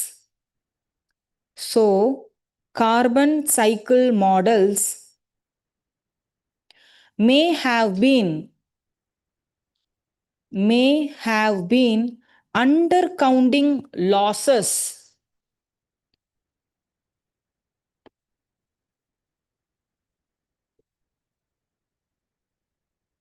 from land. Undercounting losses from land meaning எவ்வளோ carbon di oxide absorb ஆகுதோ அதை விடவே equal amount ரிவர்ஸ்ல இருக்கக்கூடிய rock bed அட்மாஸ்பியருக்கு கேஸஸை liberate பண்ணுது. So இந்த காம்போனண்ட்டை நம்ம first கவனிக்கல. river as a component of your land system. Okay, so more than 60% of gases are being liberated out into the air. So the leak அப்படிங்கிறது real leak கிடையாது, இது கொஞ்சம் தெரிஞ்சு வச்சுக்கோங்க. Next one. Okay, there is a concept of next one-linersல எடுக்கிறேன். We all know heat waves and we all know cold waves. And now there is a concept evolving as the thirst wave. Thirst wave. அதான். Okay. Thirst wave refers to a combination of factors. Thirst wave refers to a combination of factors that drive evaporative demand. That drive evaporative demand.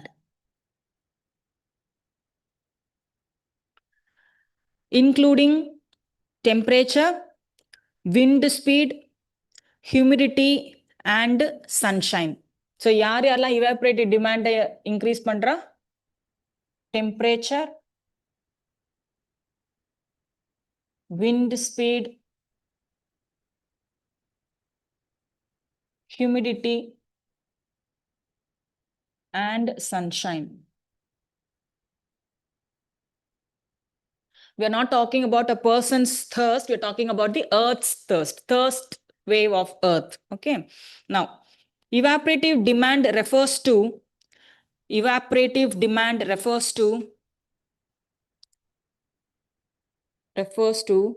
how thirsty the earth's atmosphere is.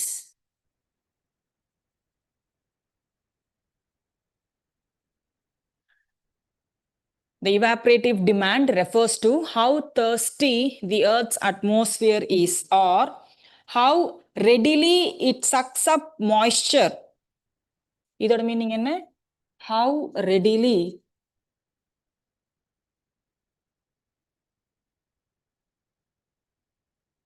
it sucks up moisture from plains, oceans, etc.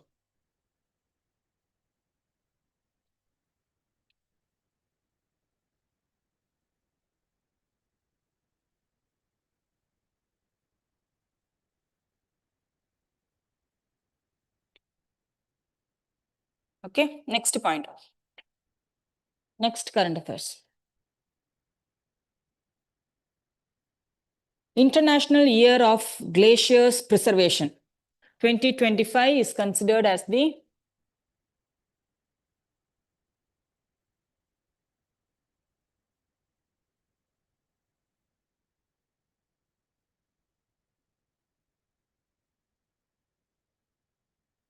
preservation.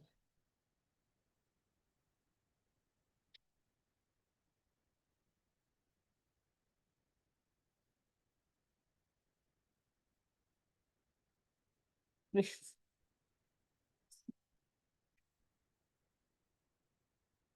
2025 International Year of Glacial Preservation. So it has a decade of UN General Assembly. இது யார் declare பண்றானா UN ஓடது.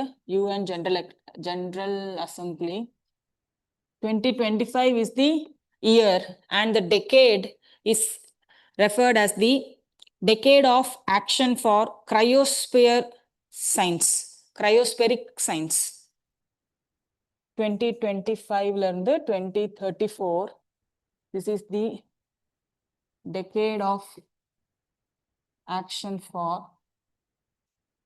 Cryospheric Sciences. UN General Assembly.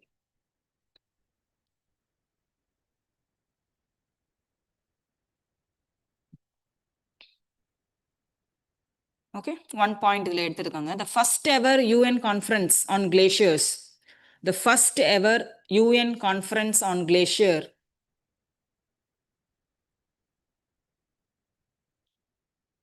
was organized by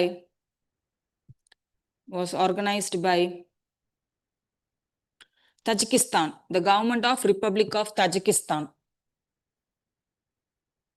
Tajik.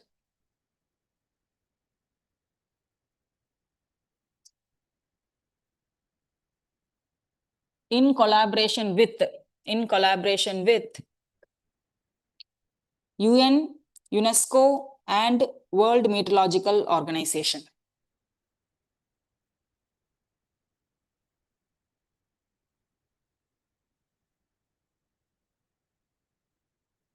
So they have conducted the first ever UN conference on glaciers.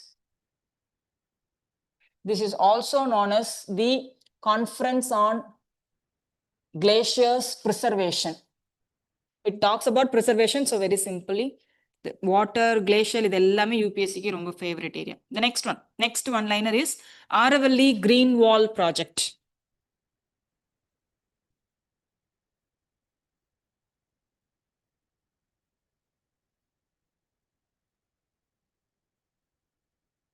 Aravalli mountains are in news.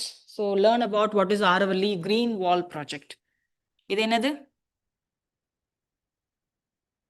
என்ன பண்ண போறோம்? Green wallங்கிறது என்னவா இருக்க முடியும்?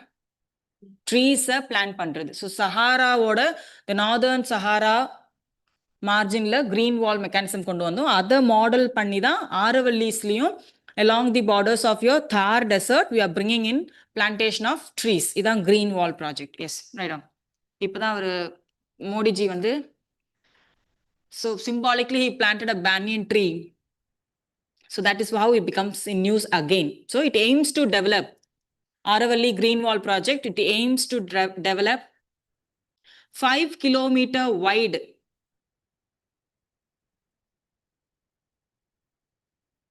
5-kilometer wide green buffer zone in 29 districts. 5-kilometer wide green buffer zone in 29 districts in Gujarat, Rajasthan, Haryana, and Delhi.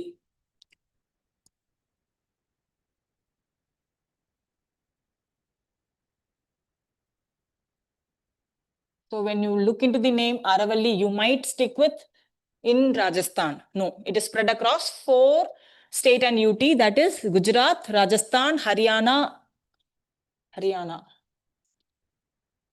and Delhi along 29 districts. So this is your Aravalli Green Project.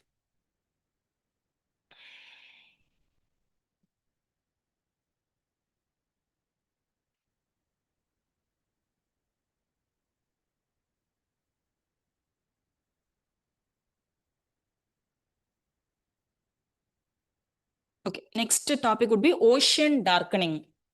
Ocean, one-liner, ocean darkening. இது என்னவா இருக்கும்?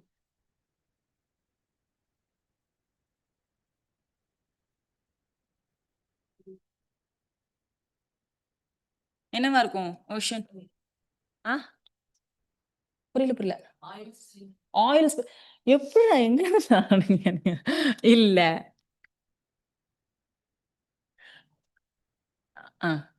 கொஞ்சம் கிட்ட வந்துட்ட சொல்லுப்பா. நார்மலாவே ஓஷனை வந்து 2ஆ பிரிப்போம். எப்படி பிரிப்போம்? எந்த பேசிஸ்ல 2ஆ பிரிக்கலாம் ஓஷனை?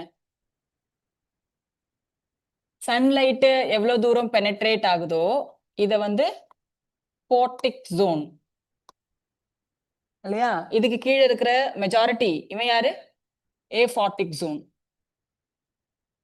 அப்போ ஓஷன் டார்க்கனிங்னா என்ன நடந்துட்டு இருக்கு? என்னோட ஃபோர்டிக் ஜோன் குறைவாயிக்கிட்டே போகுது, என்னோட ஏஃபார்டிக் ஜோன் இன்க்ரீஸ் ஆகுது. that is your ocean darkening. Right on. Ocean darkening. It refers to the reduction in the photic zones of oceans. Reduction in the photic zones of oceans.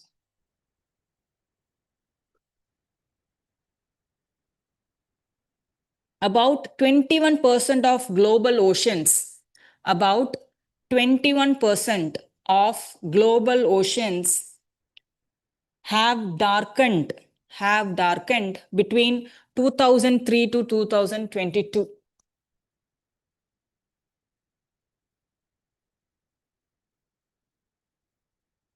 21% of global oceans have been darkened through the period of 2003 to 2022. So why photic zones are important or why this is a concern? என்னாலதா கெட்டதா? Photic zone வந்து குறைஞ்சிட்டே போகுது global oceansல aphotic zone கூடிட்டே போகுதுங்கிறது நல்லதா கெட்டதா? இந்த scenario பாசிட்டிவா நெகட்டிவா? ஏன் நெகட்டிவ்? photic zonesல தான் யார் இருக்கும்? phytoplanktons இருக்கும், photosynthesis இருக்கும். ஸோ என்டையர் மரைன் எக்கோசிஸ்டத்தோட ஃபுட் செயின் எங்க இருந்து தான் தொடங்குது? போட்டோசிந்தட்டிக் ஃபுட் ப்ரொடியூசிங் பிளான்ஸ் தான். அதுல இருந்து தான் சின்ன சின்ன மீனை தான் பெரிய மீன் சாப்பிடும். அப்படிதான் அந்த சைக்கிள் இருக்கும் இல்லையா? So the reduction of photic zone is a threat to the marine survival itself. Marine எக்கோசிஸ்டத்தை டிஸ்டர்ப் பண்ணக்கூடிய ஒரு மேஜர் த்ரெட் தான் darken ocean darkening. So one liner மட்டும் இதோட ஆட் பண்ணிக்கோங்க. The photic zone is the sunlit upper layer. Sunlit means the light rays of sun. Sunlit upper layers of the ocean. Indian Expressல இருக்கிற அதே statement இது. Okay, அதனால தான் இதே டேர்ம் நான் தரேன். Sunlit upper layer of the ocean up to 200 meters. Up to 200 meters.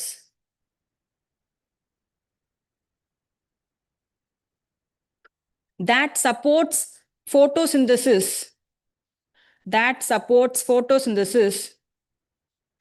And sustains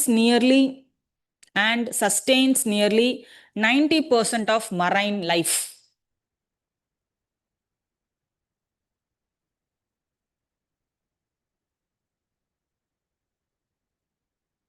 The numbers are from newspapers. So 90% of marine life is sustained in the upper layers.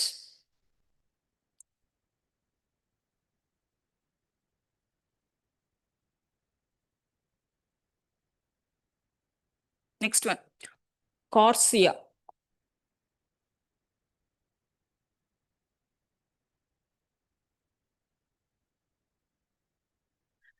Corsia. Abbreviation, I'm going to expand on the abbreviation. The Carbon Offsetting and Reduction Scheme.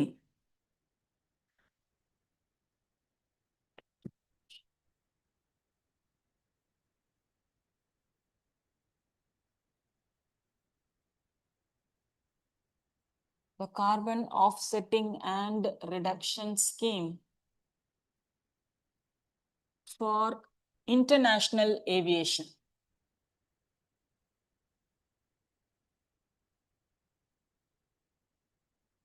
இது என்னவா இருக்கும்? Aviation இண்டஸ்ட்ரியில் aviation civils aviation செக்டார்ல இருக்கக்கூடிய எமிஷன்ஸை குறைக்கிறதுக்காக aviation ஃபியூலை sustainable aviation ஃபியூலா மாத்துறதுக்கான ஒரு ஸ்கீம் தான் இது. CORSIA refers to the carbon offsetting and reduction scheme for international aviation. Right on one liner. It requires airlines to offset emission growth. It requires airline to offset emission growth and promote the use of sustainable aviation fuels.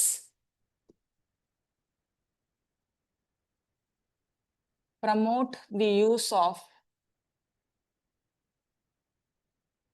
sustainable aviation fuel. Last current affairs கிளாஸ்ல sustainable aviation fuel பத்தி ஒரு current affairs பார்த்தோம். இதை என்ன சொல்லுவோம்? These are also refer to as aviation biofuel. ஞாபகம் இருக்கா? I need to ask a question. Those who have attended current affairs classes, all current affairs classes, and taken proper notes, not mine, I'm talking about all the current affairs classes.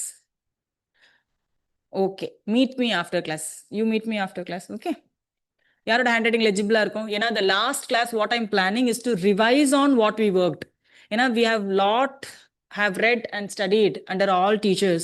ஒரு இடத்துல ஒரு summarise பண்ணி revise பண்றதுக்கு நான் ஒரு session கேட்டிருக்கேன், பார்க்கலாம் சரியா? அதுக்கு எங்கிட்ட இருக்கணும்ல ஒரு கம்பைலேஷன், அதனாலதான். Okay சலோ. So sustainable aviation fuel is also known as aviation biofuel. So India is a part of CORSIA. India is a part of, next point. India is a part of CORSIA and also launched the Global Biofuel Alliance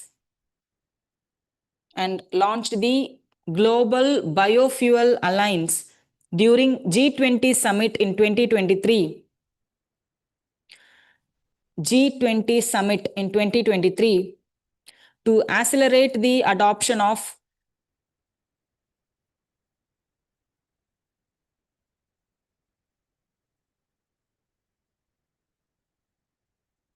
India has launched the Global Biofuel Alliance in G20 summit 2023 promotion of biofuel and sustainable aviation fuel. So India is both, it is a part of CORSIA as well as it has launched a alliance also focusing on biofuels. One liner, the national policy targets 5% of SAF blending by 2030.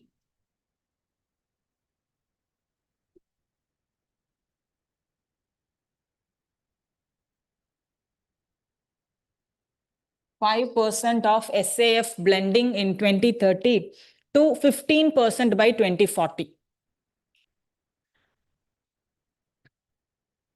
And up to 15% by 2040. This is our target.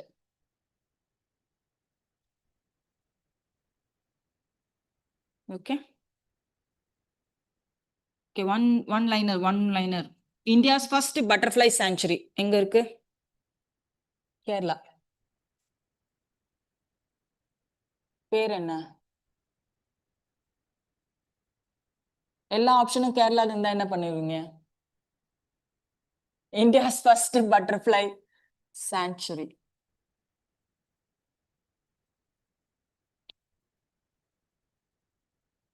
Aralam Wildlife Sanctuary, Kerala. Aralam. பின்னாடியே எரவிக்குளம்னு சேர்த்து கொடுப்பாங்க எல்லாம் ஒரே மாதிரியே தெரியும். Aralam Wildlife Sanctuary in Kerala is declared as India's first butterfly sanctuary.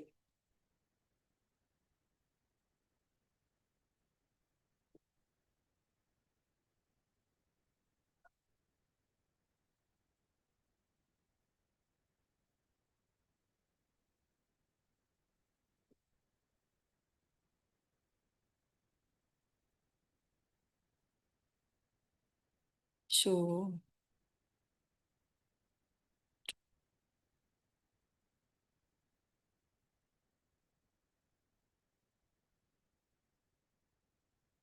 Okay, next topic would be WHO's 3x35 initiative.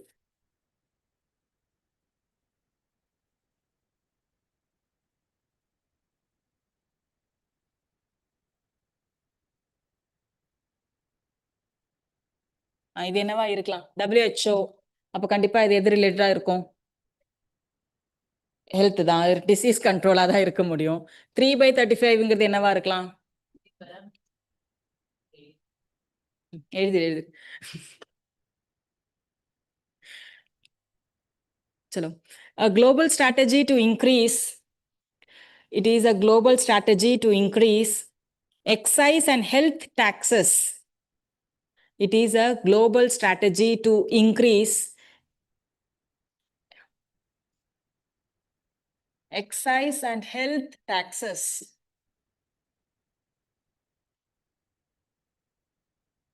Taxes on products harmful to public health. On products harmful to public health. Increasing the excise and health tax. Especially tobacco, alcohol, and sugar sweetened beverages. Adan the 3. Okay. On tobacco, alcohol, and sugar sweetened beverages.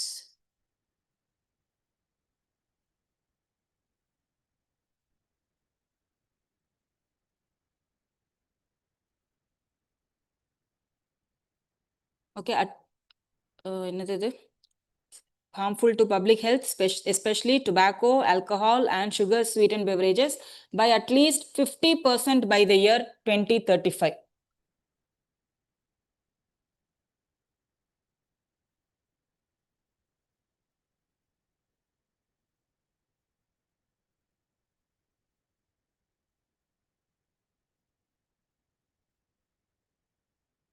So WHO's 3 by 35, the objective. The objective is to reduce non-communicable diseases. The objective is to reduce non-communicable diseases, curbing lifestyle-related health risk. The objective is to reducing non-communicable diseases, curbing lifestyle-related health risk, and generating additional revenue for universal health coverage. For universal health coverage.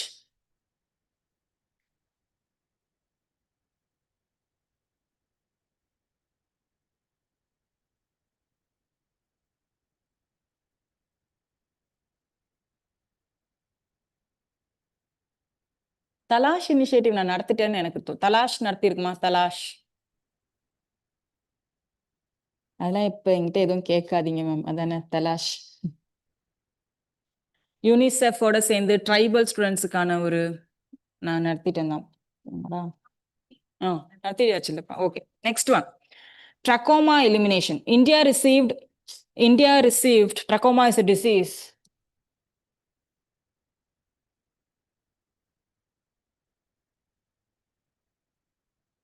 India received certificate for eliminating trachoma from WHO. India has received certificate for eliminating trachoma from WHO as a public health problem. As a public health problem. So trachoma என்னதுங்க? It is a contagious bacterial eye disease. Contagious meaning என்ன? Spread ஆகக்கூட. Contagious bacterial eye disease.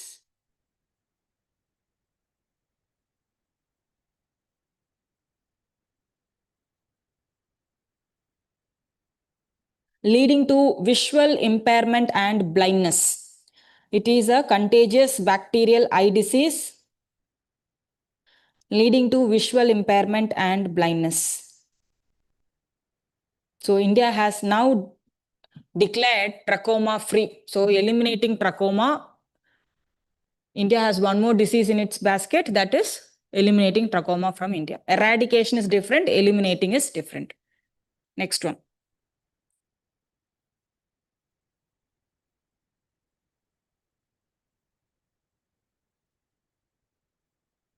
அதுதான் ஒரு 4-5 news பார்த்துட்டு நம்ம break போகலாம். Break போயிட்டு வந்து places in news பார்க்கலாம்.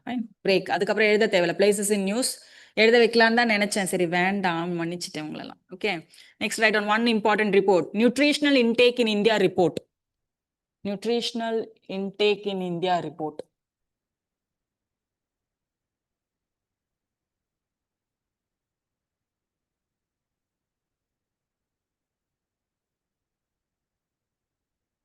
This report is published by NSO.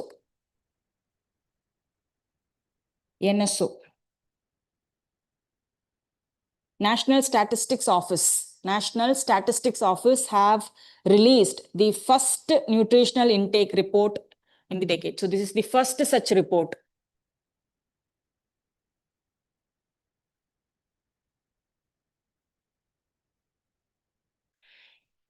It analyzes household consumption data in a decade, 2022 to 23 to 23 to 20.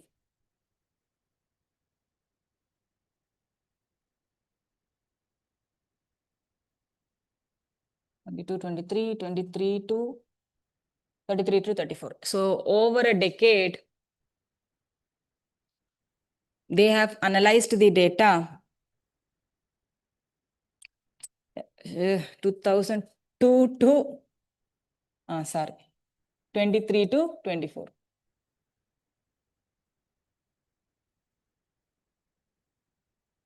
Over a decade, they have analyzed data, household consumption of nutrition. This is the first such report have been published by NSO. So first nala it becomes very important. So what it does assess, it assesses calorie, protein and fat intake patterns.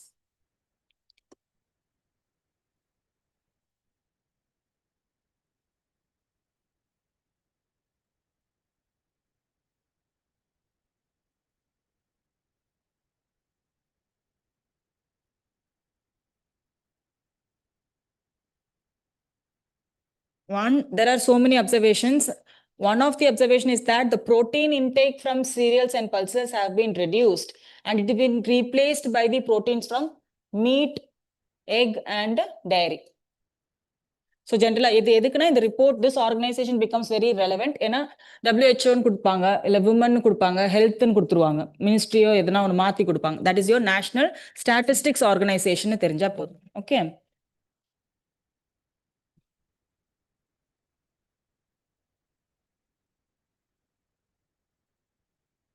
இன்னொரு சின்ன ஒரு data அதை எடுத்துட்டு போலாம்.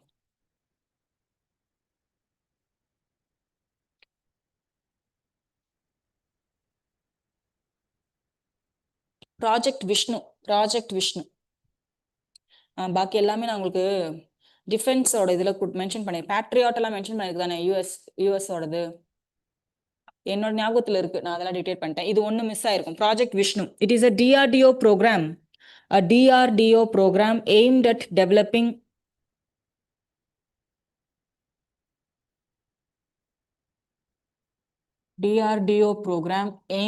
developing hypersonic cruise missiles.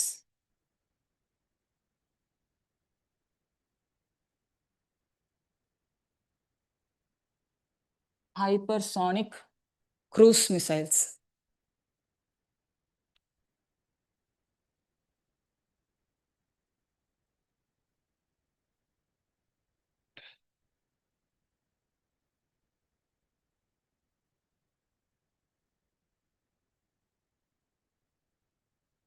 WHO pandemic agreement கொடுத்துட்டேனா tobacco பத்தி elimination tobacco எனக்கே ஞாபகம் வருது. டொபாக்கோட ப்ரொடக்ஷன் இப்போ ஆந்திரா இல்ல குஜராத் ஹாஸ் அந்த டேட்டா வந்து இந்த நியூஸ் சொல்லும் போது தானே சொன்னேன். WHO pandemic agreement. ஓகே பார்த்துட்டு வா.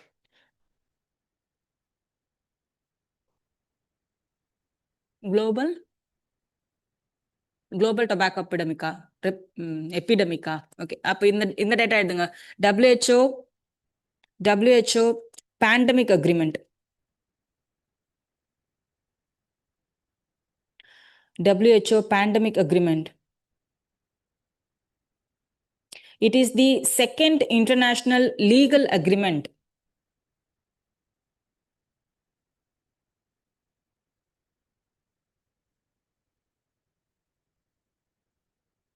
It is the second international legal agreement. Under Article 19 of the WHO Constitution. Under Article 19 of the WHO Constitution. After the, so which is the first one? After the 2003 Framework Convention on Tobacco Control.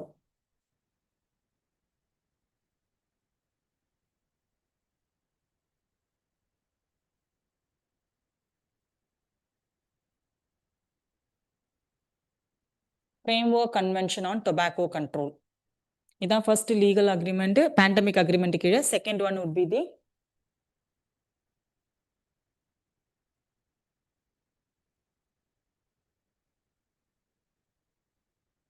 okay, we'll go for a break அப்புறமேட்டு places in news முடிஞ்ச time இருந்ததுன்னா இன்னும் கொஞ்சம் current affairs கூட பார்த்துட்டு போலாம். Okay, so go 15 minutes 20 minutes break. 20 minutes break.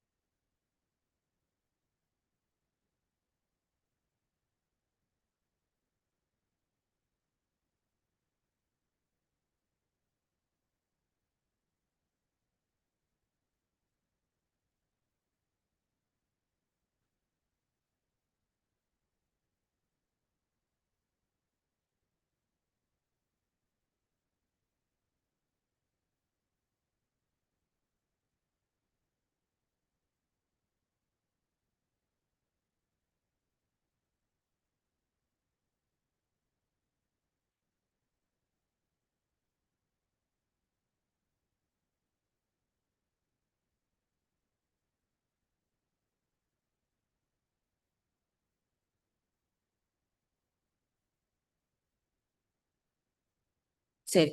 Good afternoon once again. So we're going to resume our sessions. இருந்ததே 4 பேர், இன்னும் கொஞ்சம் பேர் எங்க காணோம். இன்னைக்கு எங்களை இப்பதானே இவங்க அரேஞ்ச் பண்ணாங்க. ரெஸ்ட் ஒரு 4-5 கரண்ட் அஃபேர்ஸ் மட்டும் பார்த்துட்டு டான் 5 மணிக்கு நம்ம பிளேசஸ் நியூஸ் பார்க்கலாம். சரியா?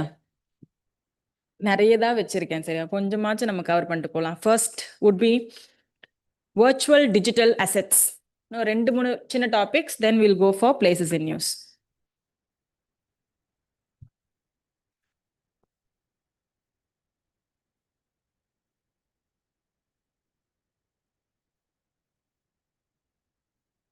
Virtual digital assets. So what are VDAs? Virtual digital assets, write down.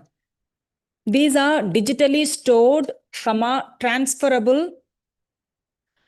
These are digitally stored, transferable or tradable representations of value. These are digitally stored, transferable and tradable representations of value, which are not necessarily issued, or backed by any government or central authority. I repeat, virtual digital assets are digitally stored, transferable or tradable representations of value which are not necessarily issued or backed by any government or central authority. Okay, they typically use blockchain technology. They typically use blockchain technology to ensure security, transparency, and decentralization.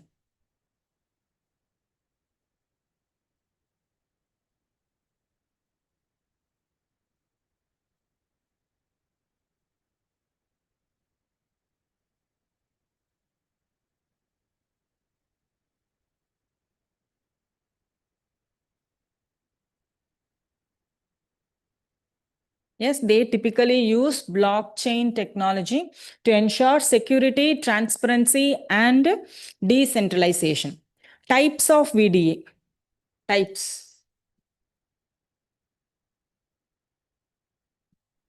First one, cryptocurrencies. Non-fungible tokens.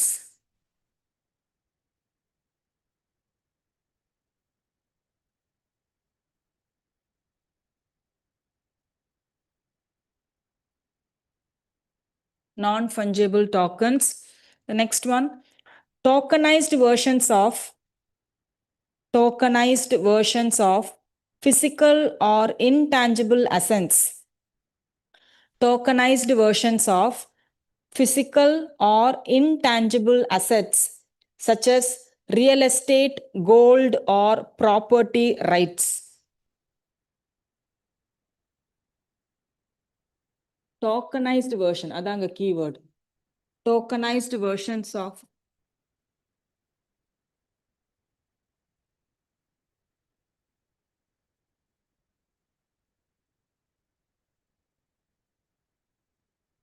real estate, gold, and property, intellectual property rights.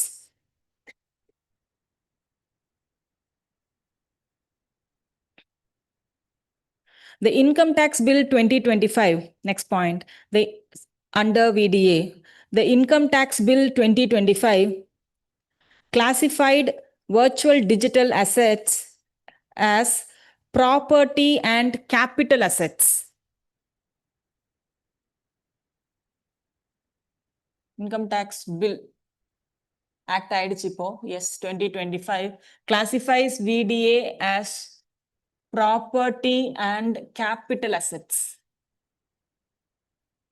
Identify which among the following are capital assets. Now, VDA will include as a capital asset, aligning with countries like USA, UK, and Australia.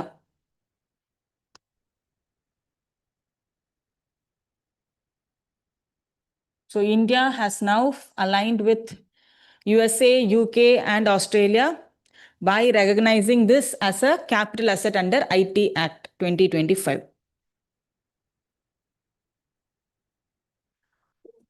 இன்னொரு point, ஒரு last point, digital rupee is not a VDA. India has a digital rupee. நம்ம நேத்து கூட question டிஸ்கஷன்ல பார்த்தோம். What is the name of the rupee? E rupee, central bank digital currencies. So the digital rupee is not a virtual digital asset. The digital currencies, the digital rupee is not a VDA. இது தெரிஞ்சுக்கணும். Digital rupee is not a VDA. Okay. And I came across a question regarding, we have talked about this revising of India's coastline pathundana. India's coastline revision. I made a mistake also in listing the state, and we all corrected with the true states. Enna, which one was the first one? Gujarat, Tamil Nadu, Andhra Pradesh. This is India mainline. When we consider Andaman and Nicobar comes first. With a maximum coastline revision, the maximum coastline is Andaman and Nicobar. இது வந்து எப்படி question கேட்டிருந்தாங்கன்னா, the territory of India ன்னு கேட்டிருந்தாங்க. India mainline கேட்காம the territory of India, which would, when you align, then Andaman Nicobar comes first. And the second statement was they have given an absolute number. So I don't think I gave with a number on the revision of coastline. அது மட்டும் நான் add on பண்ணிக்கோங்க. What is the present coastline? 7,516 kilometers. இதுதான் வந்து before revision. Presently, after revising or recalculating the Indian coastline, it stands nearly 11,098 kilometers. 11098.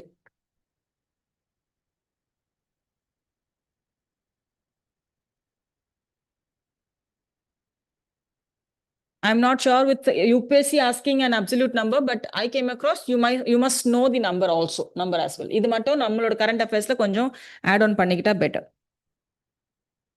And one more clarification, this revised coastline does not impact coastal regulation zone boundaries.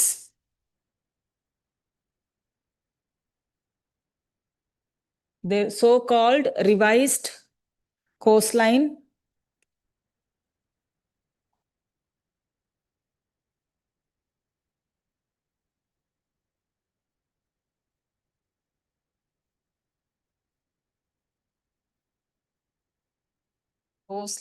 regulation boundaries.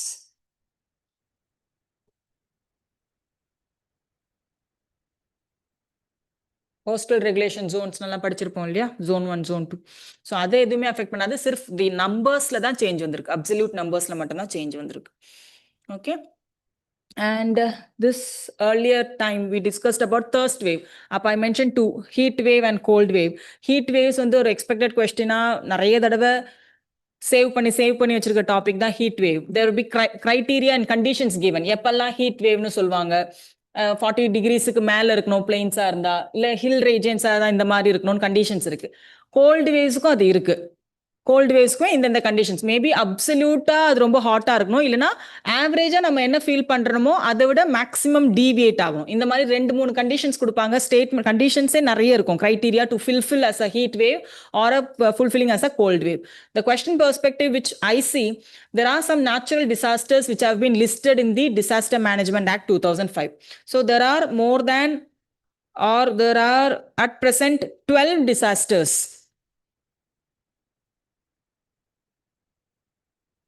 which have been listed under Disaster Management Act in the year of 2005. Yes. And you need to study, or you must have a basic idea of all these natural disasters. So list down. First one, cyclone. Cyclone is a natural disaster. Drought. Cyclone, drought, earthquake,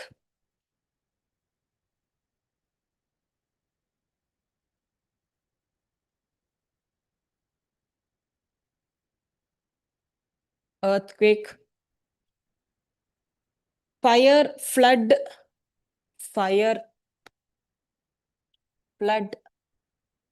tsunami,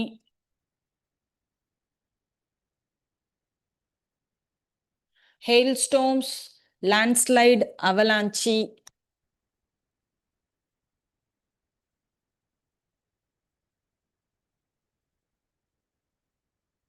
avalanche.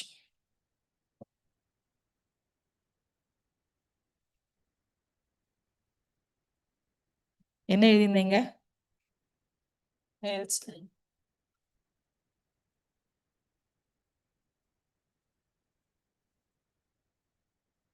Avalanche. Very cloud burst.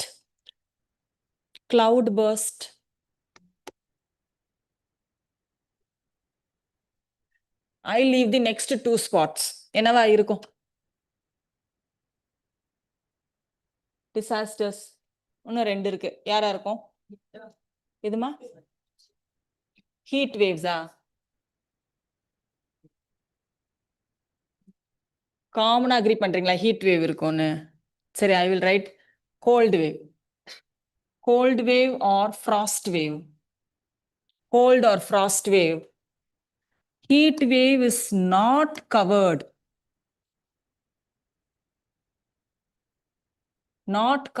as a disaster under Disaster Management Act. Even though we feel the heat waves இருக்கு, heat wavesனால நிறைய பேர் fatal death numbers கூட increase ஆயிருக்கு, எல்லாம் பண்ணாலும் Disaster Management Actல இன்னும் heat wave ஒரு disasterஆ உள்ள கொண்டு வரல. ஆனா யாருக்கா? Cold wave. Maybe ஒரு statement கொடுப்பாங்க, heat wave and cold waves are considered as disasters. It sounds very convincingly true for us. இல்லையா? Cold wave இருக்கு. 17 states are prone to cold waves. இந்தியால சொல்றேன், இந்தியால 17 states and UTs are prone to cold waves. அந்த core cold wave zoneல Telangana is the only South Indian state. Telangana being the only. So the severity of cold wave is being felt. Heat waves அதே importance இருக்கு, but it is not a disaster. Now last dash யாரா இருக்கும் அப்போ? உங்களுக்கு தெரிஞ்ச disaster எல்லாம் எட்டி பார்க்கட்டும். எதுமா? Glacial outbursts, avalanches, glacial regionல இருக்கக்கூடிய landslides, glacial lake outburstன்னு சொல்ல வரீங்களா? இல்லப்பா, no. That is a rare phenomena which has been felt, but it is not a disaster. வேற என்னவா இருக்கும்? Natural disaster. இத பத்தின எல்லாத்த பத்தின ஒரு ஓவர்வியூ தெரியணும். நீங்க அது என்விரான்மெண்டா எடுத்து படிச்சாலும் சரி, இல்ல ஜியோகிராஃபியா எடுத்து படிச்சாலும் சரி. Pest attack.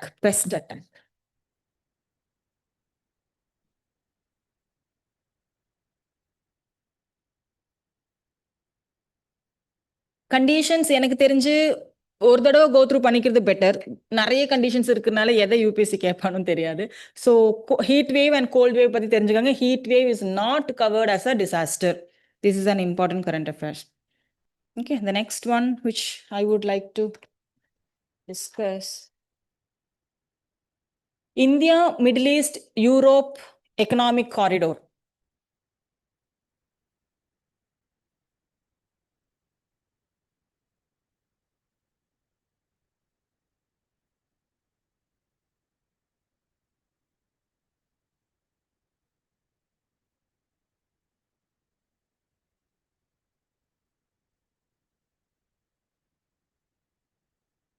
India Middle East Europe economic corridor. ஒரு ஈ தான் வரும்னா 2 ஈல. IMEC. Okay, now this is a multimodal connectivity initiative. It is a multimodal connectivity initiative designed to develop infrastructure.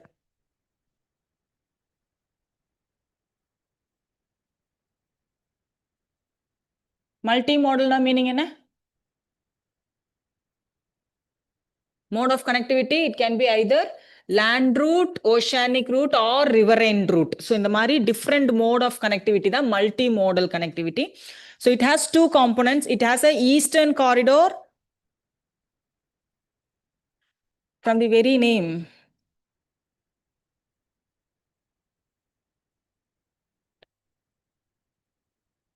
இது யார் யாரெல்லாம் கனெக்ட் பண்ணுது? யார் யாரெல்லாம் கனெக்ட் பண்ணோம்?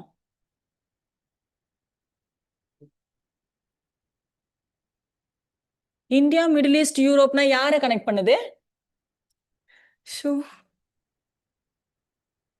Okay, so Europe and Middle East ஒரு காம்போனன்ட் ஒன், மிடில் ஈஸ்ட்ல இருந்து India another component. So there are two structures. This is known as eastern corridor. எதுக்கு எழுதுறேன்னுங்கிறது இப்போ புரியும். ஈஸ்டர்ன் காரிடார் எதை கனெக்ட் பண்ணோம்? மிடில் ஈஸ்டையும் இந்தியாவையும்.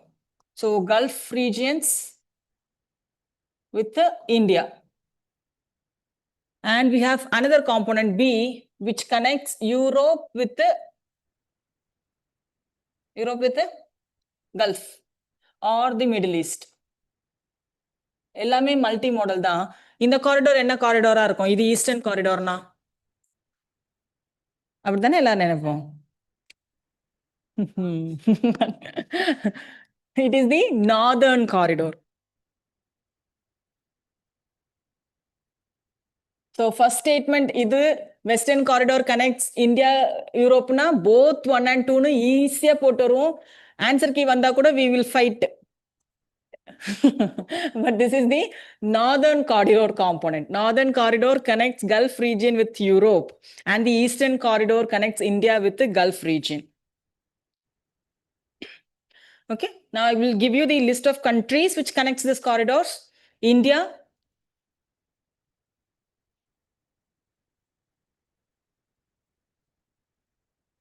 no, this is not the countries. I'm sorry. This is the memorandum signed during the summit. The countries வந்து அது வேண்டாம். அப்ப அதை எழுத வேண்டாம். விட்டுருங்க. It is a component of, next point. IMEC is a component of Partnership for Global Infrastructure and Investment. It is a component of Partnership for Global Infrastructure and Investment.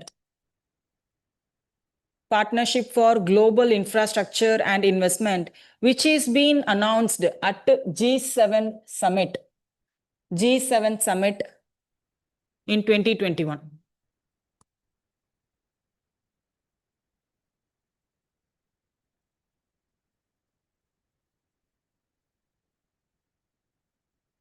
Which held in UK. UK ல நடந்த G7 Summitல தான் இந்த what was that? Partnership of for Global Infrastructure Investment வருது. இதுல ஒரு காம்போனண்டா தான் யாரை develop பண்ணிட்டு இருக்கோம்? India, Middle East, Europe economic corridor. Okay, this one. ஒரே ஒரு current affairs, that is High Sea Treaty. High Sea Treaty.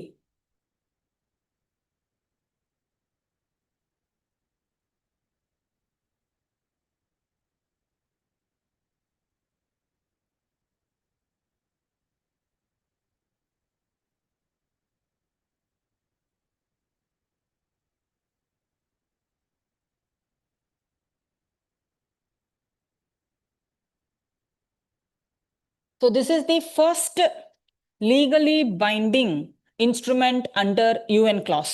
What is UN clause? United Nations Convention on Law of Sea. இவங்க தான் அந்த so called maritime பார்டர்ஸை draw பண்றதுக்கு help பண்றது. அதை 1994 அக்ரிமெண்ட்னு சொல்லுவாங்க, அந்த பவுண்டரியை ட்ரா பண்றது. So it has 3 instruments. அதில் the only one which is legally binding is your High Sea Treaty. And High Sea Treaty ரொம்ப ஈஸியா இருக்குல்ல படிக்க. It is all known by the name BBNJ Treaty. High Sea Treaty is also known as BBNJ Treaty. It stands for Agreement on the Conservation and Sustainable Use of Agreement on the Conservation and Sustainable Use of Marine Biological Diversity. Marine biological diversity of areas beyond national jurisdiction. Biological diversity of area beyond national jurisdiction. BBNG. And the beyond national jurisdiction இருக்குல்ல, அதுதான் அது. Biodiversity areas beyond national jurisdiction. or simply the high sea treaty. இது ரொம்ப ரொம்ப important. The other two agreement, one is the 1994 agreement. 1994 agreement.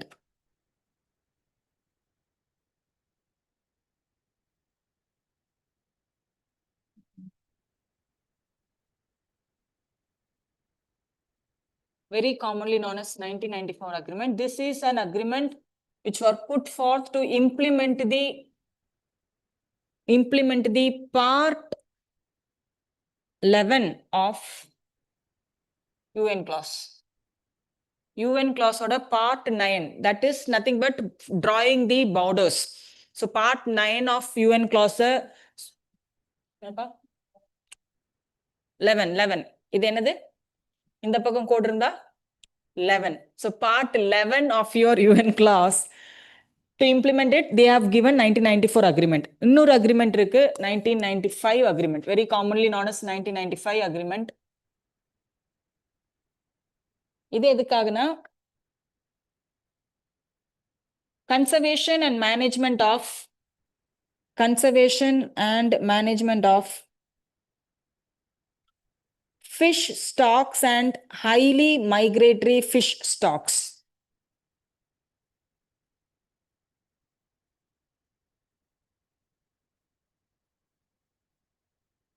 Conservation and management of fish stocks and highly migratory fish stocks. So it is also known as the UN Fish Stock Agreement. இது ரெண்டும் legally binding கிடையாது. இவங்களோட third agreement தான் இந்த High Sea Treaty, which is legally binding. So all instruments, all agreements under UN clause are legally binding. No, only this. Is India part of it? Yes.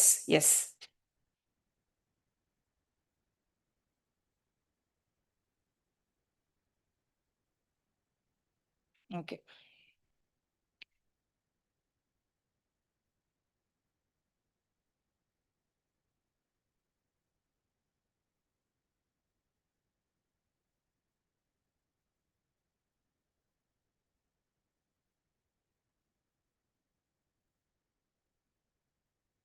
Okay.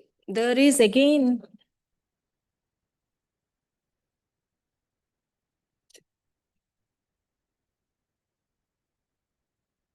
next class la paakalam current affairs. Okay, we'll look into the places in news. See, places in news or map questions.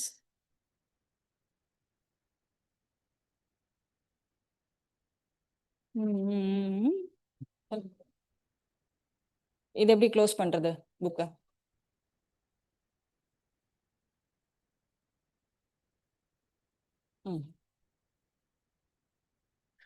Please ignore the alignment. நிறைய இடத்துல இருந்து அது cut பண்ணி போட்டதுனால align பண்ண time கிடைக்கல. But still places of national importance, இது current அஃபேர்ஸோட அலைன் ஆறா மாதிரி தான் எடுத்திருக்கேன். மீனிங் அந்த பிளேஸ் எங்க இருக்குங்கிறத விட அந்த place is why in news or the context behind it, இதை தெரிஞ்சுக்கிறதுக்கு தான் இந்த places in news of national importance. Whereas map based questions யூபிஎஸ்சியோட பேட்டர்ன் அனலைஸ் பண்ணீங்கன்னா தெரியும், mostly they focus on international places or the geographical features of outside world, இந்தியாவை தாண்டி. இது மோஸ்ட்லி எது ரிலேட்டடா இருக்கும்னா wildlife sanctuaries in news, the most important rivers, இந்த மாதிரி ரொம்ப என்ன சொல்றது கலெக்டிவா எல்லாமே ஒரே இடமா கொடுத்துருக்கேன். இது எல்லாமே கொஸ்டினா மாறுமானா சொல்ல முடியாது. பட் இது அட்லீஸ்ட் ஒரு தடவையாச்சும் நீங்க இதை ஃபுல்லா ரீட் பண்ணிருக்கணும்னால இந்த கிளாஸ்ல கொண்டு போறேன். இது பிடிஎஃபா பிரிண்ட் போட்டு உங்க கையில கொடுத்துடலாம், இல்ல ஷேர் பண்ணிடலாம். That is very easy for you to store it in a safe place இல்லையா? அது ஒரு தடவையாச்சும் நீங்க படிக்கணுங்கிறதுனால தான் we spend half an hour or more than half an hour. இது என்னன்னு எல்லா பிளேசஸும் ஒரு தடவை கோ த்ரூ பண்ணிக்கோங்க. இதுல இருந்த விட international places next current affairs போது நான் மேப்போட அது பிடிஎஃப் ஒன்று ரெடி பண்றேன். அது பாதி ரெடியா இருக்கு, but still I'm focusing on other areas. ஏன்னா யூபிஎஸ்சி கொஸ்டின்ஸ் பார்த்தீங்கன்னா தெரியும், there was a glacial melt, 2024 glacial melts in Andes mountains, and the question was regarding the countries where Andes mountains are spread. எந்தெந்த இடத்துலலாம் Andes mountains இருக்கு. So அது பார்க்கறதுக்கு ரொம்ப core geography map question மாதிரி தெரியும், but that is again backdrop of a current affairs event. So அந்த மாதிரி பார்த்தா ப்ரெசென்டா there are 4 or 5 important themes. அந்த தீம்ஸ் தாண்டி வேற எந்த கொஸ்டினும் வராது. But how the question might appear, that is how UPSC will set as a trap on it. So Middle ஈஸ்ட்ங்கிற Middle East is a definite question. The Gulf area, Persian Gulf regions is a definite question. The straits are the countries are bordering countries are romba specific the cities in a specific countries nuclear plants in a country in news. So the degree of intervention or interpreting that place is up to UPSC. இது ரொம்ப சிம்பிளா கொண்டு போயிடலாம். இப்போ south China next important ஏரியானா அது south China சியா தான் இருக்கும். இல்ல அந்த ஸ்ப்ரெட் அக்ராஸ்ங்கிற பேட்டர்ன்ல what I observed was now presently இந்த வருஷம் would be the Amazon forests. Amazon ஃபாரஸ்டோட ரீஜன்ஸ் எங்கெல்லாம் இருக்கு. ஸோ இந்த மாதிரி ரொம்ப செலக்டட் டீம்ஸ் தான். நம்ம கொஞ்சம் டீட்டெயிலா அந்த டீம் எந்த அளவுக்கு டீட்டெயிலிங்கா ஒர்க் பண்றோமோ அந்த அளவுக்கு கொஸ்டின்ஸ் மாறாது. ஆனா இந்தியா பிளேசஸ் அப்படி இல்லை. இந்தியா பிளேசஸ்ங்கிறது மேட்சா கேட்கலாம், ரீசென்ட்லி நியூஸ்னு சொல்லி கேட்கலாம். ஸோ இதெல்லாம் என்னன்னு ஒரு தடவை கோ த்ரூ பண்ணிக்கிறது better. Fine. So will take இந்த செஷன் முடிச்சுக்கலாம் இந்த பிளேசஸ் அண்ட் நியூஸோட. Okay, first one Hampi. இந்த கான்டெக்ட்டை தாண்டி ஹம்பி நியூஸ்ல அப்பியர் ஆனாலே the another favorite theme of UPSC will come into picture, that is your Vijayanagara Empire. So everything about Vijayanagara Empire you need to learn. அவங்களோட அட்மினிஸ்ட்ரேஷன்ல இருந்து, அவங்க கிங்ஸ்ல இருந்து, அவங்க டைனாசிட்டிஸ்ல இருந்து, the foreign travelers who've been to Vijayanagara kingdom and their books, they எல்லாமே becomes relevant. The context is not important here because it is very shady. The murder and rape of an Israeli woman and the death sentence convicted after. So Hampi was in news all over. So Vijayanagara kingdom or Vijayanagara empire becomes என்ன திடீர் அமைதி இவன் வேலை செய்யறான். Okay, so Vijayanagara becomes very important. Okay, இந்த current அஃபேர்ஸ்ல இருந்து நீங்க படிக்க வேண்டியது யாரு, எலாபரேட்டடா ஃபுல் டீட்டெயிலா படிக்க வேண்டியது யாரு, Vijayanagara empire. Next, Chandi, Maharashtra. It is the birthplace of Ahilya Bai Holkar. Who is she? It marks her 300th birth anniversary, na, of course.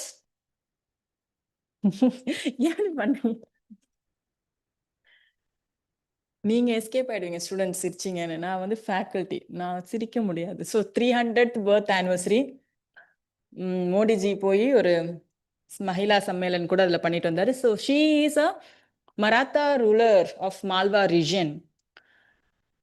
Read about her. The Kashi Vishwanath temple has renovated by her in the year 1780s. So some fact and figure, ரொம்ப இம்பார்ட்டண்டான personality தான் historically. So அவங்கள பற்றி கொஞ்சம் தெரிஞ்சு எடுத்துக்கோங்க. It is the birthplace. It mark the 300th birth anniversary. Parasnath hills.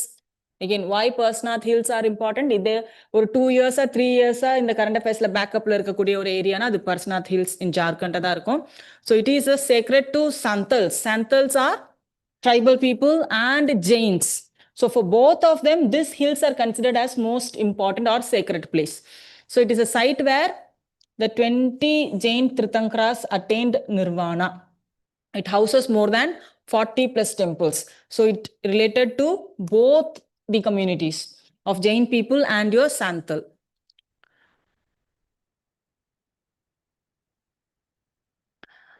Protesters, so அதனால direct கொஸ்டின்ஸ்க்கான சான்சஸ் குறைவு. பட் தெரிஞ்சு எடுத்துக்கோங்க. Wadge Bank, it is in Kanyakumari. And Sikkim as a state is very important because it is celebrating the 50th anniversary of its statehood, Chogyal monarchy. It become India's 22nd state via referendum. This உங்களுக்கு PDF கொடுப்பாங்க, இதை நீங்கள் copy down பண்ணிக்க வேண்டாம் ஃபேக்ட்ஸை. நான் சும்மா சொன்னேன் கொடுக்க மாட்டோன்னு. பிரபா லீவா கிளாஸ் போயிட்டான்னு நினைக்கிறேன், நான் பார்க்கல அவனை. ஓகே, ஸோ அவர் ஷேர் பண்ணுவார். இதில் என்னன்னா again this is the news. Sikkim தெரிஞ்சிருக்கணுங்கிறத தாண்டி ஆர்டிகிள் 2 அண்ட் ஆர்டிகிள் 3 கிளியரா தெரியணும். ஃபைன். ஆர்டிகிள் 2 ஆர்டிகிள் 3 பத்தி கொஞ்சம் கிளியரா தெரிஞ்சிருக்கும். Next, Chambaghat, Himachal Pradesh. One of the oldest fossil evidences has been found in Chambagat. And Chambagat Tandi, there is another place nearby, Solan. It houses, this Chambagat houses Directorate of Mushroom Research, and that city is known as the Mushroom City of India. So this again important. Vembanadu Lake, கேள்விப்பட்டிருப்பீங்க. The longest lake, it is a backwater lagoon, backwater lake or Kayals. It is again a Ramsar site. fed by 6 rivers. பேர் தெரிஞ்சுக்கணும் அவசியம் இல்லை. There are most of them are west flowing smaller rivers. So it is a venue of Kerala boat race Nehru Trophy. Hemis National Park. This is again important. Ladakh. இதுல வரக்கூடிய national park wild life sanctuaries எல்லாமே important தான். அது ஸ்டேட்டாவும் சொல்லி அது match மாதிரியும் கேட்கறதுக்கான வாய்ப்பு இருக்கு. So this is the largest national park in India with an altitude of 3,000 to 6,000 meters, mostly known for the snow leopard, and it is a part of global snow leopard and ecosystem protection program. This is a trans-Himalayan cold desert. So cold desert national park னு சொன்னாலும் அது யாரை தான் குறிக்குது? Hemis National Park, one of the largest national park வந்து cold desert national park னு படிச்சு வச்சிருக்கேன்னு வம்பு பண்ணாதீங்க. This is the Hemis National Park, the largest desert. This is again a simple fact. Lakhapur. Again, UPSC is so much fascinated with the Harappan sites. There is one important site that is your Kutch region. They discovered a 5,300 old early Harappan settlement, which is much more predating to your Dholavira. In situ burial with habitation layers. Another important fact, it is near the Narayan Sarovar Sanctuary. Chinkara is an animal. Most non-Chinkara deer mari irukkum. So habitat. So this becomes important on all facts. It is a pre-urban Harappan culture. என்ன எடுத்தாங்க, அதுல என்ன இருந்தது, அந்த மாதிரி கூட கொஸ்டின்ஸ்க்கான வாய்ப்பு இருக்கு. Chenab rail bridge. Okay, it is world's highest railway bridge built across the Chenab river.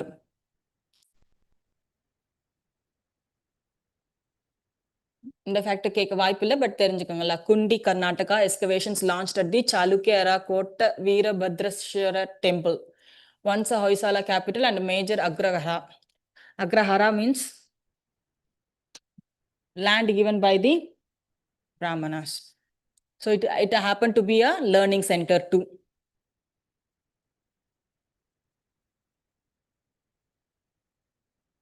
Padi? Okay. Next. Assam. ஏன்னா அஹோம் கிங்டம், அஹோம் ரிலேட்டட் எல்லாமே யுனெஸ்கோ சைட்ஸ்லயும் உள்ள வந்திருக்கு. So heritage project to honour Chaolung Sukaphaa ஏதிங். இதை பத்தி ஒரு ரீட் பண்ணிக்கோங்க. Next Eravikulam national park. This is important. Highlight பண்ணணும்னு நினைச்சேன், but why Eravikulam important? Because it is rated India's best managed national park. அதை பத்தி என்ன known for Neelakurinji blooms. Next எப்போ bloom ஆக போகுது நீலக்குறிஞ்சி? 2030. ஸோ நீலகிரி ஹில்ஸோட ஒரு பார்ட் தான் Ravikulam. Nilgiri hills are also refer to as blue mountains because of the blooming of Neelakurinji. Blue மவுண்டன்ஸ்னு ஒன்று தனியாவே இருக்கு, which is the highest peak of Naga Hills. சரி, okay. Krishna Rajasagar dam reached full capacity. இது வந்து எதுக்குன்னா மோஸ்ட் ஆஃப் தி டேம்ஸ் இப்போ கொஸ்டினுக்கான பாசிபிலிட்டிஸ் இருக்கு, டேம்ஸ் அண்ட் ரிசர்வாயர்ஸ். அதுக்காக again Muruga devotee conference, one of the most politicized conference so far in Tamil Nadu. The world's oldest city, Vaigai River, Pandya capital, இதெல்லாம் என்ன விட உங்களுக்கு நல்லா கிளியரா தெரியும். So next we are moving to கரியாச்சலி தானே கரெக்டா தான் படிக்கிறேன். கரியாச்சலி Island. To that island which is in the Gulf of Mannar Marine National Park, it has been sinking. So the artificial reefs, TN Shore initiativeல artificial reefs build பண்ணி அந்த ஐலண்டை protect பண்றோம். Dugong, again a UPSC question. So that region has dugongs, sea cow னு சொல்லுவாங்க அது இல்லையா, sea cows and coral types. Barak Valley. Bitra Island தெரிஞ்சுக்கோங்க, which is in part of your Lakshadweep. It is the smallest inhabited island in Lakshadweep. Which is the largest island in Lakshadweep? Largest island. Lakshadweep capital எது? அது எங்க இருக்கு? Island, Lakshadweep Islands are divided into 3 group of islands. Minicoy, the last one பார்த்தோம்ல, Minicoy group of islands consist of one island, Minicoy. Minicoy is the largest island in Lakshadweep.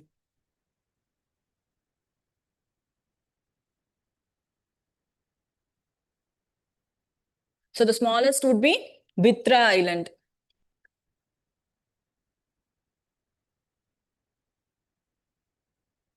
Piparva, polity questions le பார்த்தோம், relics relating to Buddhism, which has been stolen and it's been taken over. இது வேண்டாம், இது France எல்லாம் வேண்டாம். இது நம்ம பார்த்தோம். What is this? Current அஃபேர்ஸ்ல பார்த்தோம் இது. India's first digital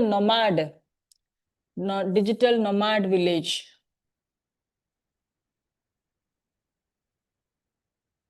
Kolhapur, why is what is in news? Prada எதுன்னு தெரியுதா? Prada. It's a fashion brand. அவங்க அவங்க ரன்வேல அந்த செருப்பு போட்டாங்க. அதை நம்மளோட செலிபிரிட்டிஸ் அண்ட் சோகம் ஆக்டர்ஸ் எல்லாமே அவங்களோட பேஜ்ல, இன்ஸ்டா பேஜ்ல போய் அந்த செருப்பு போட்டு, இது எங்க ஊர் கோலாப்பூர் செப்பல். இல்ல, இது விளையாட்டு இல்ல. இப்படிதான் கொஞ்சம் கொஞ்சமா நம்மளோட எல்லா ப்ராடக்ட்டுமே என்ன ஆகுது, அவங்க அதுக்கான ரைட்ஸ் வாங்கிட்டு போயிடுறாங்க. So this is very important. Kolhapur it is not for chappals which has got a GI tag. Kolhapuri செப்பல்ங்கிறது ஜிஐ டேக் இருக்கக்கூடியது. Uttarkashi because of cloud first.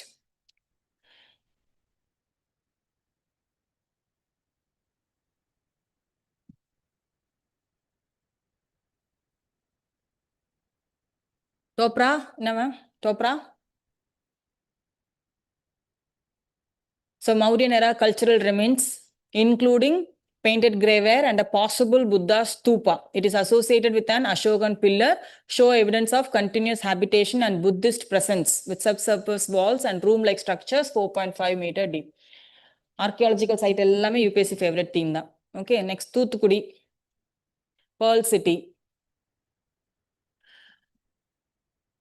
India's first carbon neutral port with green methanol and hydrogen initiative. VOC stands for? Okay, it is again a salt producing hub. India's 30% of salt is from that particular region, and it is again a part of Gulf of Mannar Biosphere Reserve. So this becomes again important. Developed as India's first carbon neutral port. இது வேண்டாம். Chandipur becomes important because Agni 5 has been successfully conducted its test, and Agni 5 itself is a favorite theme of UPSC. It is known as vanishing sea. Water recedes up to 5 kilometers during low tide. Chandipur, Odisha. இதுவுமே கொஸ்டின்ல வந்திருக்கு. அது ஒரு டெம்பிளை வச்சு இக்குவேட் பண்ணி அந்த UPSC question கேட்டிருப்பாங்க. So அந்த டெம்பிள் எப்போ விசிபிள் ஆகும்? லோ டைடு வரும்போது அந்த இடத்துல அந்த டெம்பிளோட விசிபிலிட்டி அதிகமாகும். So Chandipur is known as the vanishing sea. Water recedes up to 5 kilometers. Testing site for Agni, Prithvi, Akash, BrahMos and Shaurya missiles.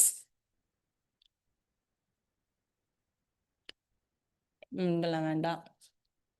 வேண்டாம்னா நான் எதுக்காகனா கொஞ்சம் இம்பார்ட்டண்டா ரெலவெண்டா இருக்கிறத கொண்டு போலாம் தான். Being developed India's first greenfield smart industrial city under the Delhi-Mumbai Industrial Corridor. Dholera in Gujarat. So historically it is a port city dating to Harappan era. Important trade hub during Gujarat Sultanate's Mughal period and British rule. இந்த எல்லாம் அங்க வந்திருக்குமா? Okay. So Dholera again becomes important. இத பத்தி current affairs பார்த்துமா? National makhana board எங்க தொடங்க போறாங்க? Proposal in Bihar. பீகார்ல எங்க? Purnia. Established by East India Company in 1770, Purnia is known for its fertile alluvial soil. Several rivers, including Kosi, Mahananda, Pannar, flows through the district, making it agriculturally rich.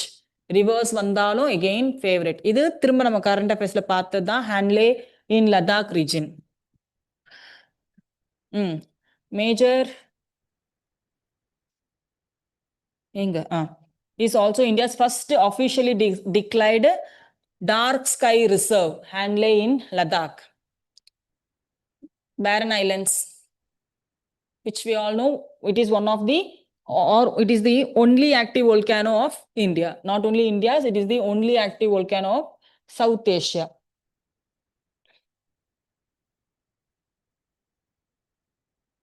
Sabarimala was all in news. That Sabarimala, there was some board in news. So read through.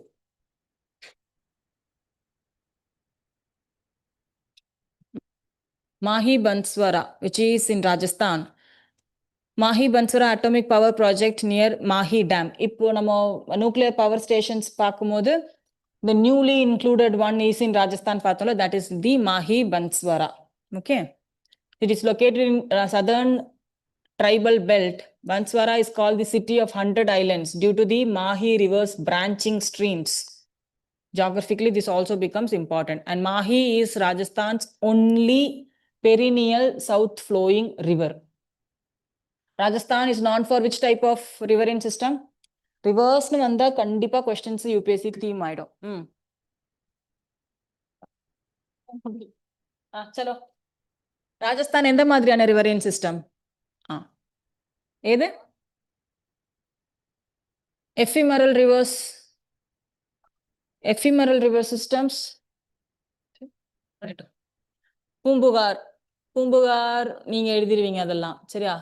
43 important. India's first AI-enabled natural center with VR and AR holograms been established.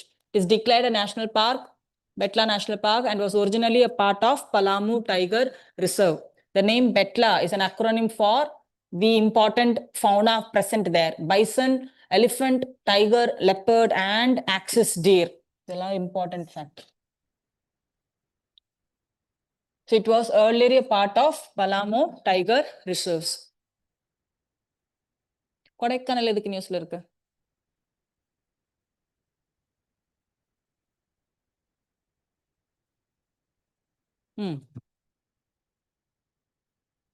Eramatti Dibbalu. It is the red sand dunes near Visakhapatnam, which has added to the UNESCO tentative list. Tentative list is different from the actual list. So tentative list la irukadhu ellame UNESCO sites ah maaradu. It is being given for registration only. But this site is declared as a National Geo-Heritage Monument in 2016. So the UNESCO site illa, but it is a National Geo-Heritage Monument site.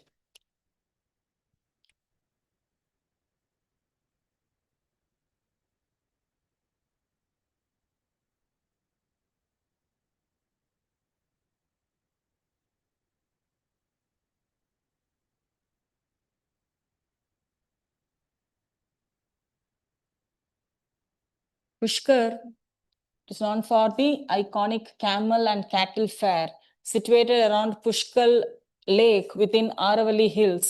And the valley hosts India's only Brahma temple and attracts pilgrims and tourists to its culturally significant desert landforms. Pushkar is again important.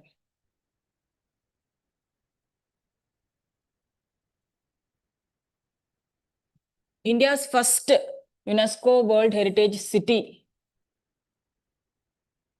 including hosted major global events including G20 Sherpa and cultural track events, Ahmedabad, Gujarat. So this is the host city for 2030 Commonwealth Games. Centenary Commonwealth Games oda host city yara irukka poranga? Ahmedabad.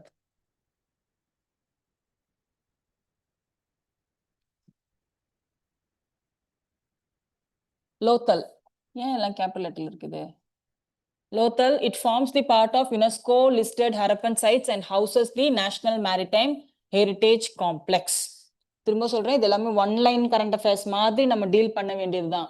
அதை places in நியூஸ்னு போட்டு உங்களுக்கு ஈஸியா படிக்க கொண்டு போறேன். நிறைய time ஆகுமேங்கிற ஒரு கன்சர்னுக்காக, right? அதனால இது நிறைய இருக்கு. இதுல எது தேவையோ எது ரெலவெண்டோ அதை அண்டர்லைன் பண்ணி ஹைலைட் பண்ணி படிச்சு எடுத்துக்கோங்க.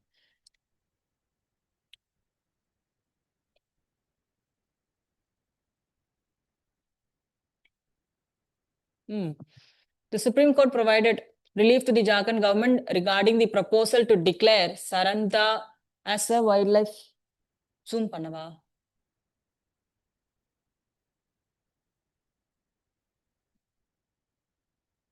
ஓகே அம்மா.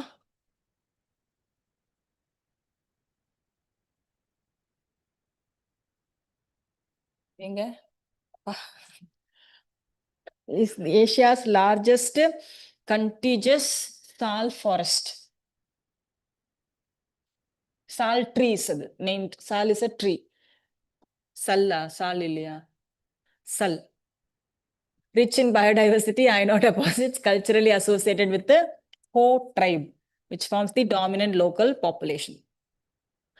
Barna, Padi, Papa, Wildlife Sanctuary is located between the Balam Dehi and Jong rivers, successfully revived its locally extinct black bug population. So, the important news. It is positioned within the Central India Tiger Corridor. The sanctuary also supports Baiga tribal community living along its fringes and contributes to regional ecological connectivity. இது வேண்டாம்.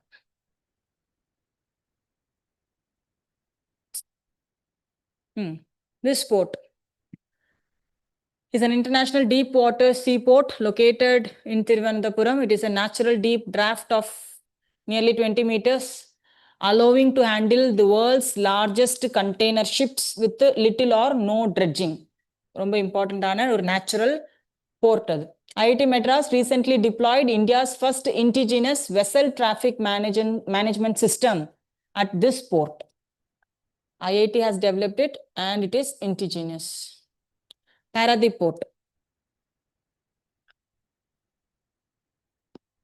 This is one of India's busiest port, Mahanadi River. And the river at the confluence of Mahanadi River and Bay of Bengal.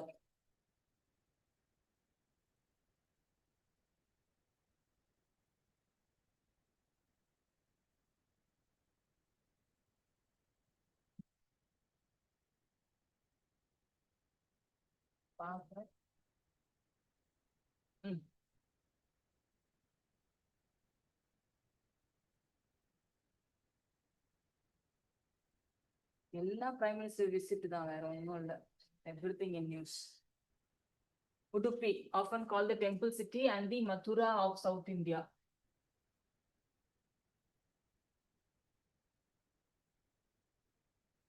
Madhavacharya, the Guru Madhavacharya, highlighting the legacy. And the philosophy, Dvaita philosophy.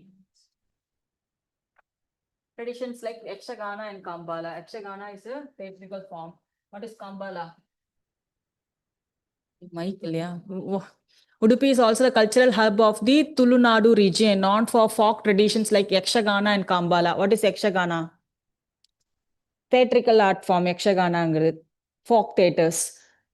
Living live performance in Sulwang, living performance, living tradition, sorry. What is Kambala?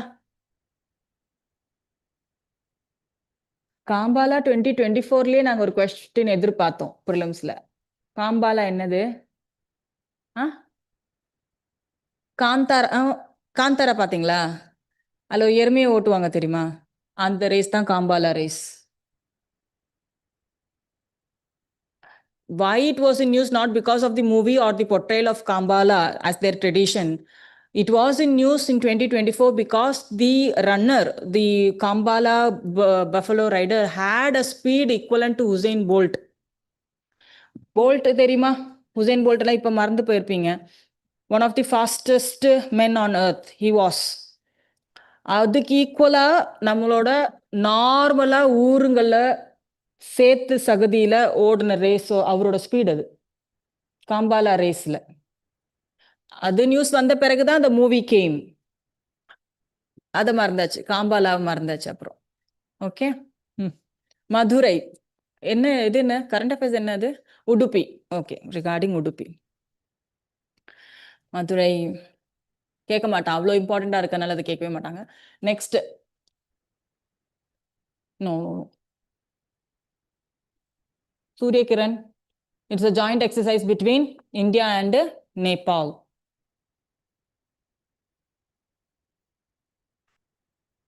Meghalaya district அவ்வளோ important இல்லை, ஆனால் place தெரிஞ்சுக்கோங்க. Discovery of new fruit fly species in its bamboo ecosystem. The district lies along National Highway 6, which connects Assam's Brahmaputra Valley to Shillong Plateau. So Meghalaya, new fruit fly discovery, National Waterway 6. Predominantly inhabited by Khasi tribes, represents ecological richness of Meghalaya forested landscapes.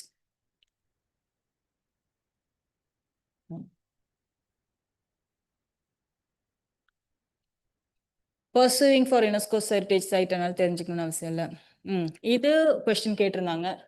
Gandikota கேனியான் was a PYQ ஒரு 3-4 years back, I assume. So it is emerging as major tourism and geological site. It called the Grand Canyon of India, carved on which river? Penna River. The question was Gandikota கேனியான்னு கொடுத்துருந்தாங்க. அது நீங்க பென்னா ரிவர்னு சும்மா நம்ம வந்து AI எல்லாம் கேட்க வேண்டாம், விக்கிபீடியால கேட்டாலே பென்னா ரிவர் அப்படி விக்கிபீடியா ஸ்க்ரோல் டவுன் பண்ணா ஒரே ஒரு இமேஜ் தான் கொடுத்துருப்பாங்க அந்த ரிவருக்கு, கந்திக்கோட்டா கேனியான்னு சொல்லி. எதுக்கு சொல்ல வரேன்னா, எல்லாமே நம்ம கண் முன்னாடி நம்ம ஃபர்ஸ்ட் பேஜை பார்த்து ஒரு ஒரு பக்கம் இப்படி தள்ளி இருந்தோம்னா அந்த கந்திக்கோட்டை கேனியான்னு தெரிஞ்சிருக்கும். கொஸ்டின் வந்த பிறகுதான் கிளாஸஸ்ல இதை நடத்த ஆரம்பிச்சோம். That is another thing. யூபிஎஸ்சியில் ரிஃப்ளெக்ட் ஆன பிறகுதான் ஓ இதெல்லாம் இம்பார்ட்டன்ட். ஏன்னா பென்னா ரிவர் அதிகம் பேச மாட்டோம் இல்லையா, மேஜர் ரிவர்ஸ் கீழே கொண்டு படிக்கும் போது அதெல்லாம் கொண்டு வர மாட்டோம். பட் பென்னா ரிவர்னு சும்மா கூகுள் பண்ணி விக்கிபீடியாவில் ஸ்க்ரோல் பண்ணாலே கந்திக்கோட்டா கேனியான் இமேஜ் தான் அதில் கொடுத்துருப்பாங்களே. So it is not the grand canyon of India. கண்டிப்பா ஜிஐ டேக் இருக்கு, ஸோ தெரிஞ்சு வச்சுக்கோங்க. GI tag for Ponduru khadi. It is known as the Khadi capital of South India. Konduru is referred as the Khadi capital of South India. Mahatma Gandhi praised it as the finest Khadi. It uses indigenous cotton varieties like Punasa and red cotton. Siliguri corridor current அஃபேர்ஸ்ல இருக்கோ இல்லையோ, it is important. அதை பத்தின news எல்லாத்தையும் தெரிஞ்சு வச்சுக்கிறது better. அதிச்சநல்லூர் கொஸ்டினுக்கான possibility அதிகம் இந்த தடவை.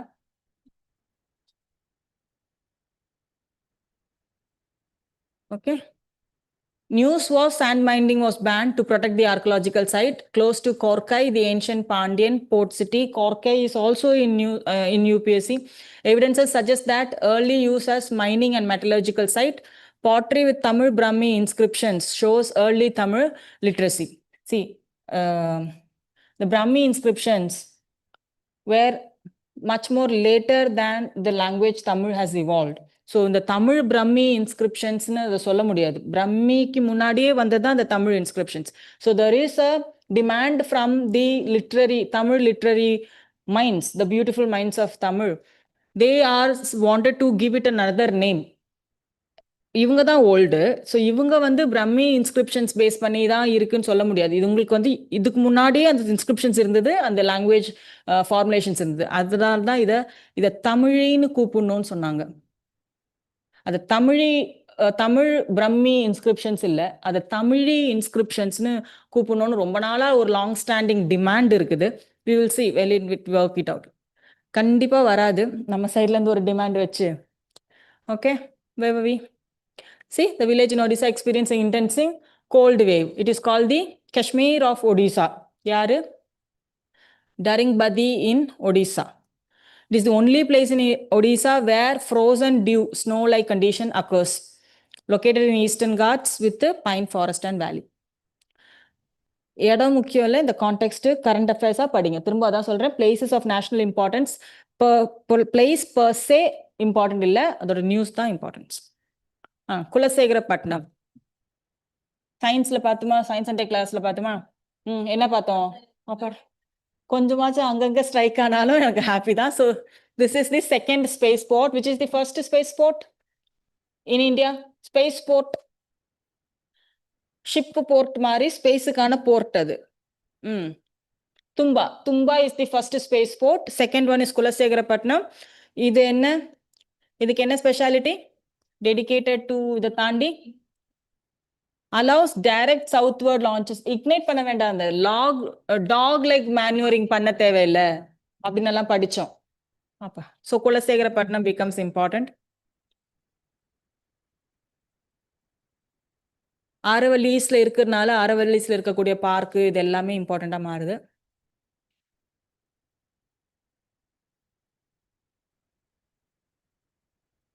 பாசஸ் இதெல்லாம் தெரிஞ்சுக்கோங்க. கசிரங்கா. கசிரங்கா அது கான்டெக்ட்ல இருக்கோ இல்லையோ, யூபிஎஸ்சி பேப்பர்ல எங்கன்னா இருக்கும், எதனா ஒரு இடத்துல ஆப்ஷன் ஆவாச்சும் அது இருக்கும். So Kaziranga national park. He perform bhoomi puja. எதுக்காக?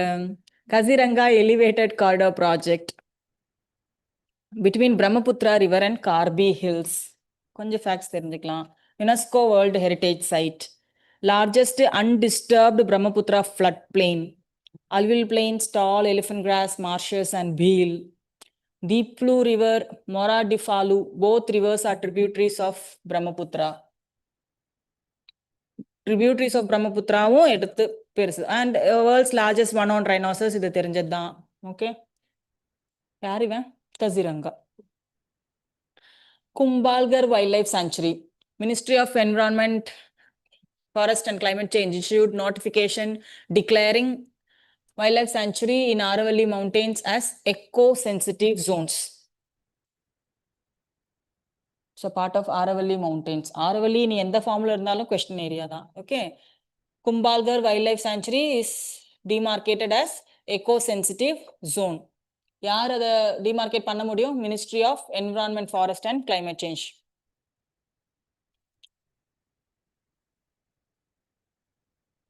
Okay. Ratnapani tiger reserve which is in Madhya Pradesh. Madhya Pradesh எங்க ஏரியா?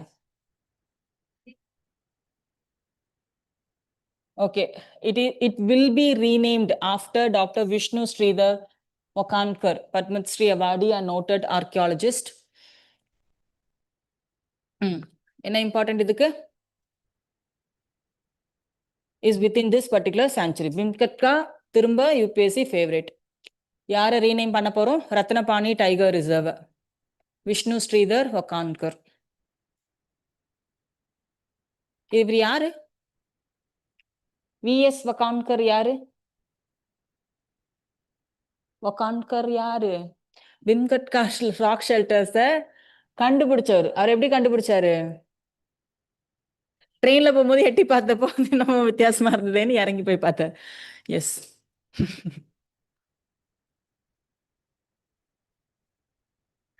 அப்படிலாம் இல்லை, அவங்க வந்து அது எந்த இடம்னு தெரியாம சுத்திட்டே இருந்தாங்க. இதுவா இருக்குமோ அப்படின்னு சொல்லி ஆராய்ச்சி பண்ணி தான் இறங்கி போனாங்க. Jokes apart, each measure, each efforts by them are notable and praiseworthy. Okay. So Bhimbetka rock shelters, UNESCO இது என்னது?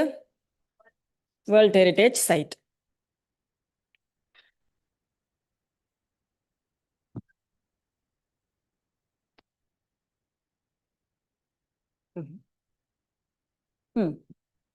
வாதவன் port becomes important.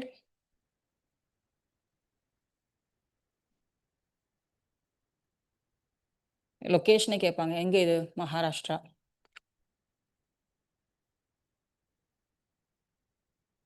Tadoba Andhari Tiger Reserve undertook a sterilization and vaccination program to deal with the growing menace of stray dogs. One of India's highest tiger density has been found in Tadoba Andhari Tiger Reserves. Density is not the absolute number, the number of tigers in a region. Buddhist Diamond Triangle. History perspective, it becomes very, very relevant. UNESCO has included the diamond triangle. இது different types of triangle நான் mention பண்ணியிருப்போம் current affairsல. So Ratnagiri, Udayagiri and Lalitgiri, these are all Buddhist sites. இது எது related அப்படிங்கிறதும் இருக்கு. Go back home and read through the texts. Okay.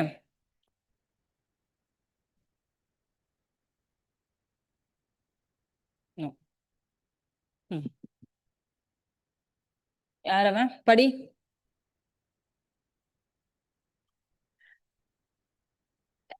Okay, it is a hydroelectric project in Jammu and Kashmir. The first new project approved after the abrogation of Indus Waters Treaty. The water treaty abrogate பண்ண பிறகு தொடங்கின first project. எந்த river? Chenab River, எங்க Jammu Kashmir. The Union Territory of Jammu Kashmir.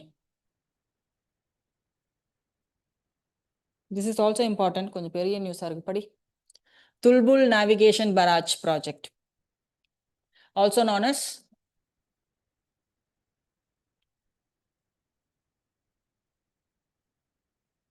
எந்த ரிவர்ல? ஜீலம்ல. Since Indies water treaty அதுல இருந்ததுனால அது பாகிஸ்தான் அப்போஸ் பண்ணிட்டே தடை பண்ணிட்டே இருந்தது. இப்போ அதை திரும்ப தொடங்கியிருக்காங்க. The project aims to store 3000 acre feet of water in the lake during high discharge period and utilize it for low discharge period to ensure water level in the river.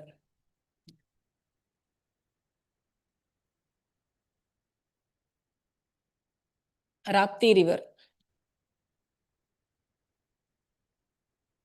National Green Tribunal directed the Uttar Pradesh government to restore யார் அவன்? South, the major tributary of Rapti River from the status from drain to river in official records and gazetteers. Major left bank tributary of Ghagra River, ancient name Iravati, Mahabharat range. கொஞ்சம் நிறைய facts தான் இருக்கு, தெரிஞ்சுக்கோ. Next இவன் யாரு? வேணாம்.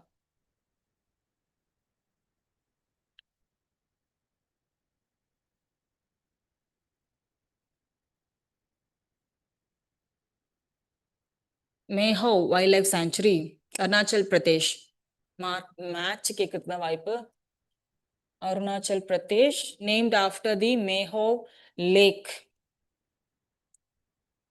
Palamo Tiger Reserve.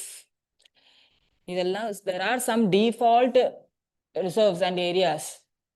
Okay, the South Division has launched a new initiative called 1GV Didi across 17 identified villages to train educated women to become the Tiger Reserve ambassadors.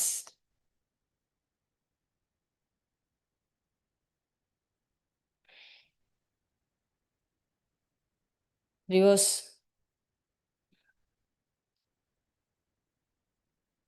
These are the rivers flowing through the Pamalu Tiger. Papikonta National Park, again important.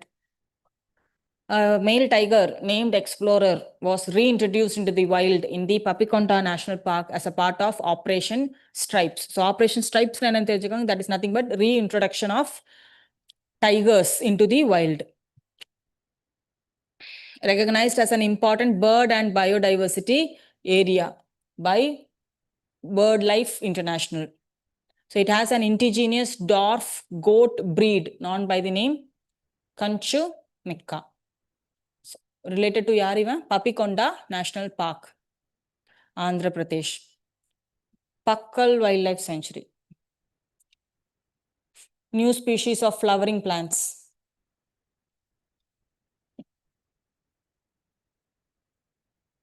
Bhadra Tiger Reserve. Black panther, in the photo romba alaga dhaan. A black panther and a leopard were recently spotted drinking water side by side, creating a rare and unforgettable moment. This is the 25th Tiger Reserve. It is also an elephant reserve.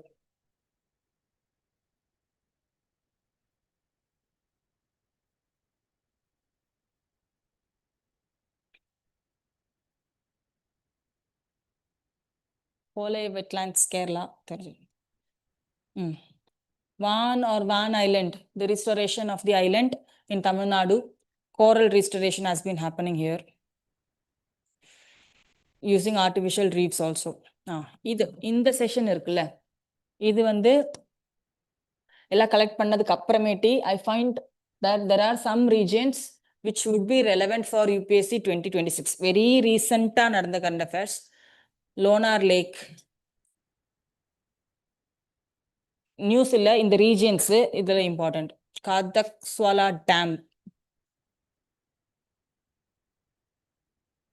Meghadattu Dam, Almaty Dam and Gadikonta Canyon. So இது ரஷிகொண்டா beach இதெல்லாம் உங்களுக்கு தெரிஞ்சு blue flag எல்லாம் படிச்சிருக்கோம்ல, இதெல்லாம் தெரியும்ல, எல்லாமே தெரிஞ்சு வச்சுக்கணும் சரியா. நிறைய டேம்ஸ் ரிவர்ஸ் தான் விச் ஐ ஃபவுண்ட் இந்த வருஷம் இவங்கெல்லாம் தான் கொஞ்சம் ரெலவெண்டா இருப்பாங்க.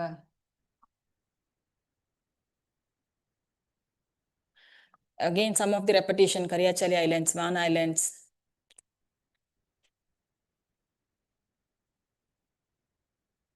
இது கொஞ்சம் state specific. Jammu Kashmir becomes very important. There are so many things happening in and around Jammu Kashmir. So Adi Kand Bridge, newly constructed strategic bridge, improving connectivity. Z-Move Tunnel, it is an all-weather tunnel on Srinagar Leh Highway. Bangas Valley, ecotourism destination. Hajipur Pass, strategic pass near LOC. Kishanganga Dam, Jhelum River.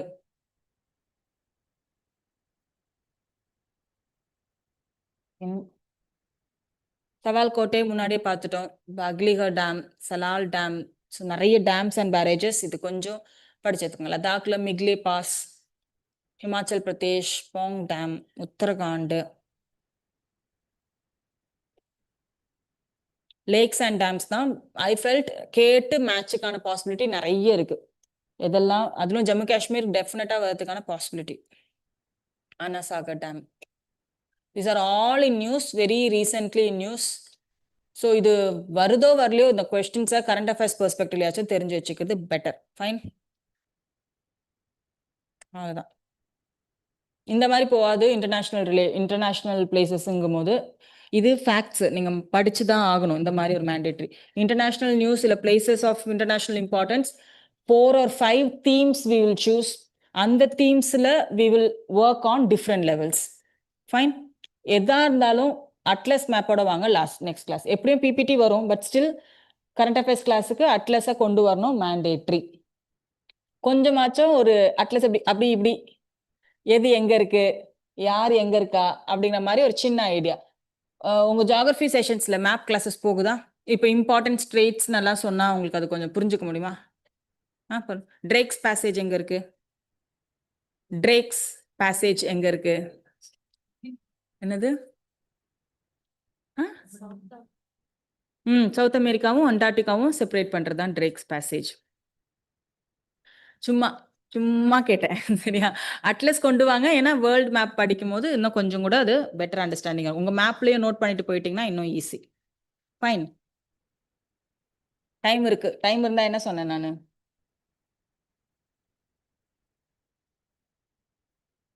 Wait பண்ணு. எங்க happy learning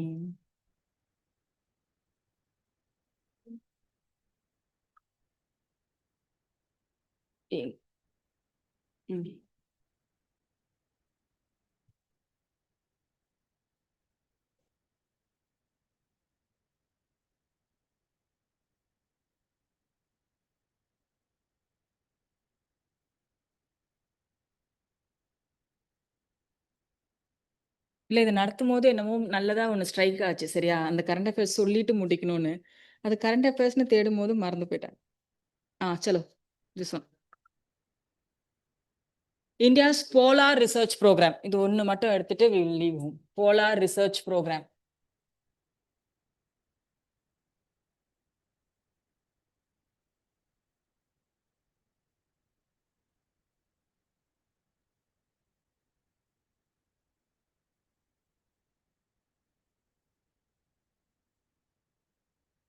Okay, Antarctic research stations.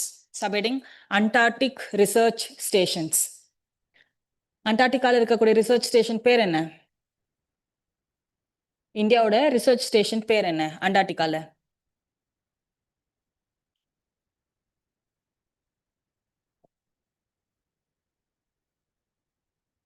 Write down.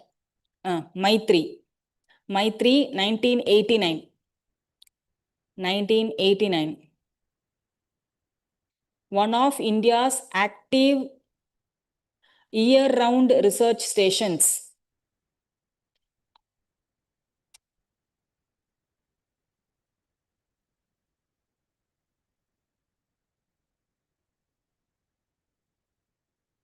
India's active year-round research stations supporting studies in geology,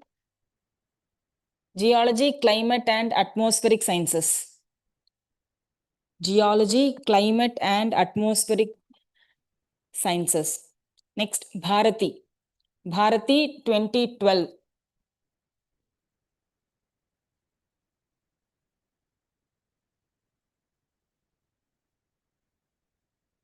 Bharati Research Station. It is India's latest operational Antarctic station.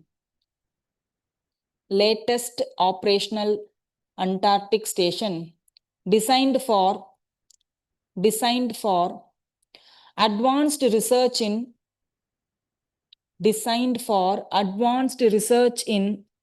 oceanography, climate change, and earth sciences. Oceanography, climate change, and earth sciences. Now there is a proposal. Now we have proposed another station known by the name Maitri 2. There is a proposal of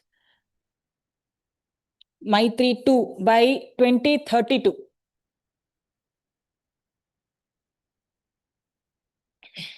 2032 to enhance scientific research and capabilities in Antarctica. To enhance scientific research and capabilities in Antarctica.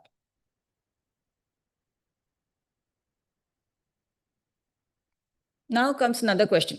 Which is the first research station in Antarctica? India's first research station in Antarctica. Board answer illa. Irunda keka maten. Dakshin Gangotri. Dakshin Gangotri was the first station, but it was decommissioned due to it got buried under ice. So no more functioning can be done. It cannot be operationalized afterwards. So it got decommissioned. So Dakshin Gangotri was the first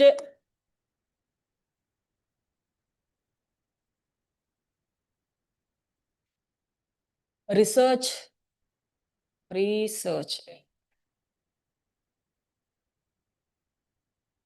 station of India in Antarctica. In the year 1893. And it was decommissioned in 1990.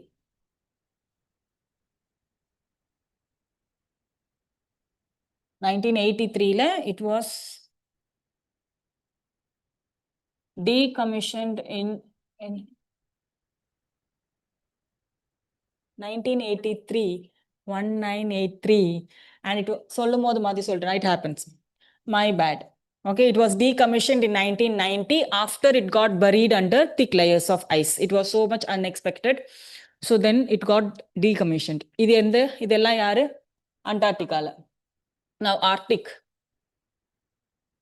Polar Research Station of India in Arctic. It is known by the name Himadri. Himadri. Onne onda irukku, that is Himadri.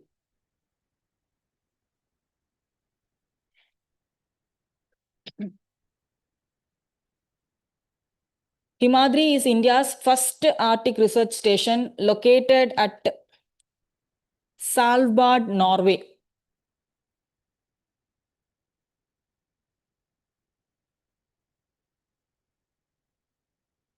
Norway located.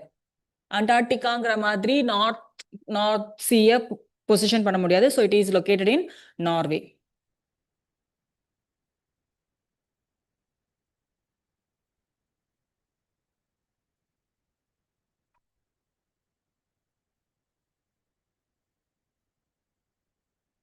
So the all polar research station, including the ones in Antarctica, Arctic, and India is also developing its polar research vehicle. Polar research vehicle, it is not stationed, it is mobile. So it is the polar research vehicle nu solvanga. So idume proposal la da irukku. Idu ellame yaroda keela irukku, yaroda control la manage pandrona, the National Center for Nodal Agency, the National Center for Polar and Ocean Research. National Center for Polar and Ocean Research, functioning under Ministry of Earth Science. Functioning under Ministry of Earth Science.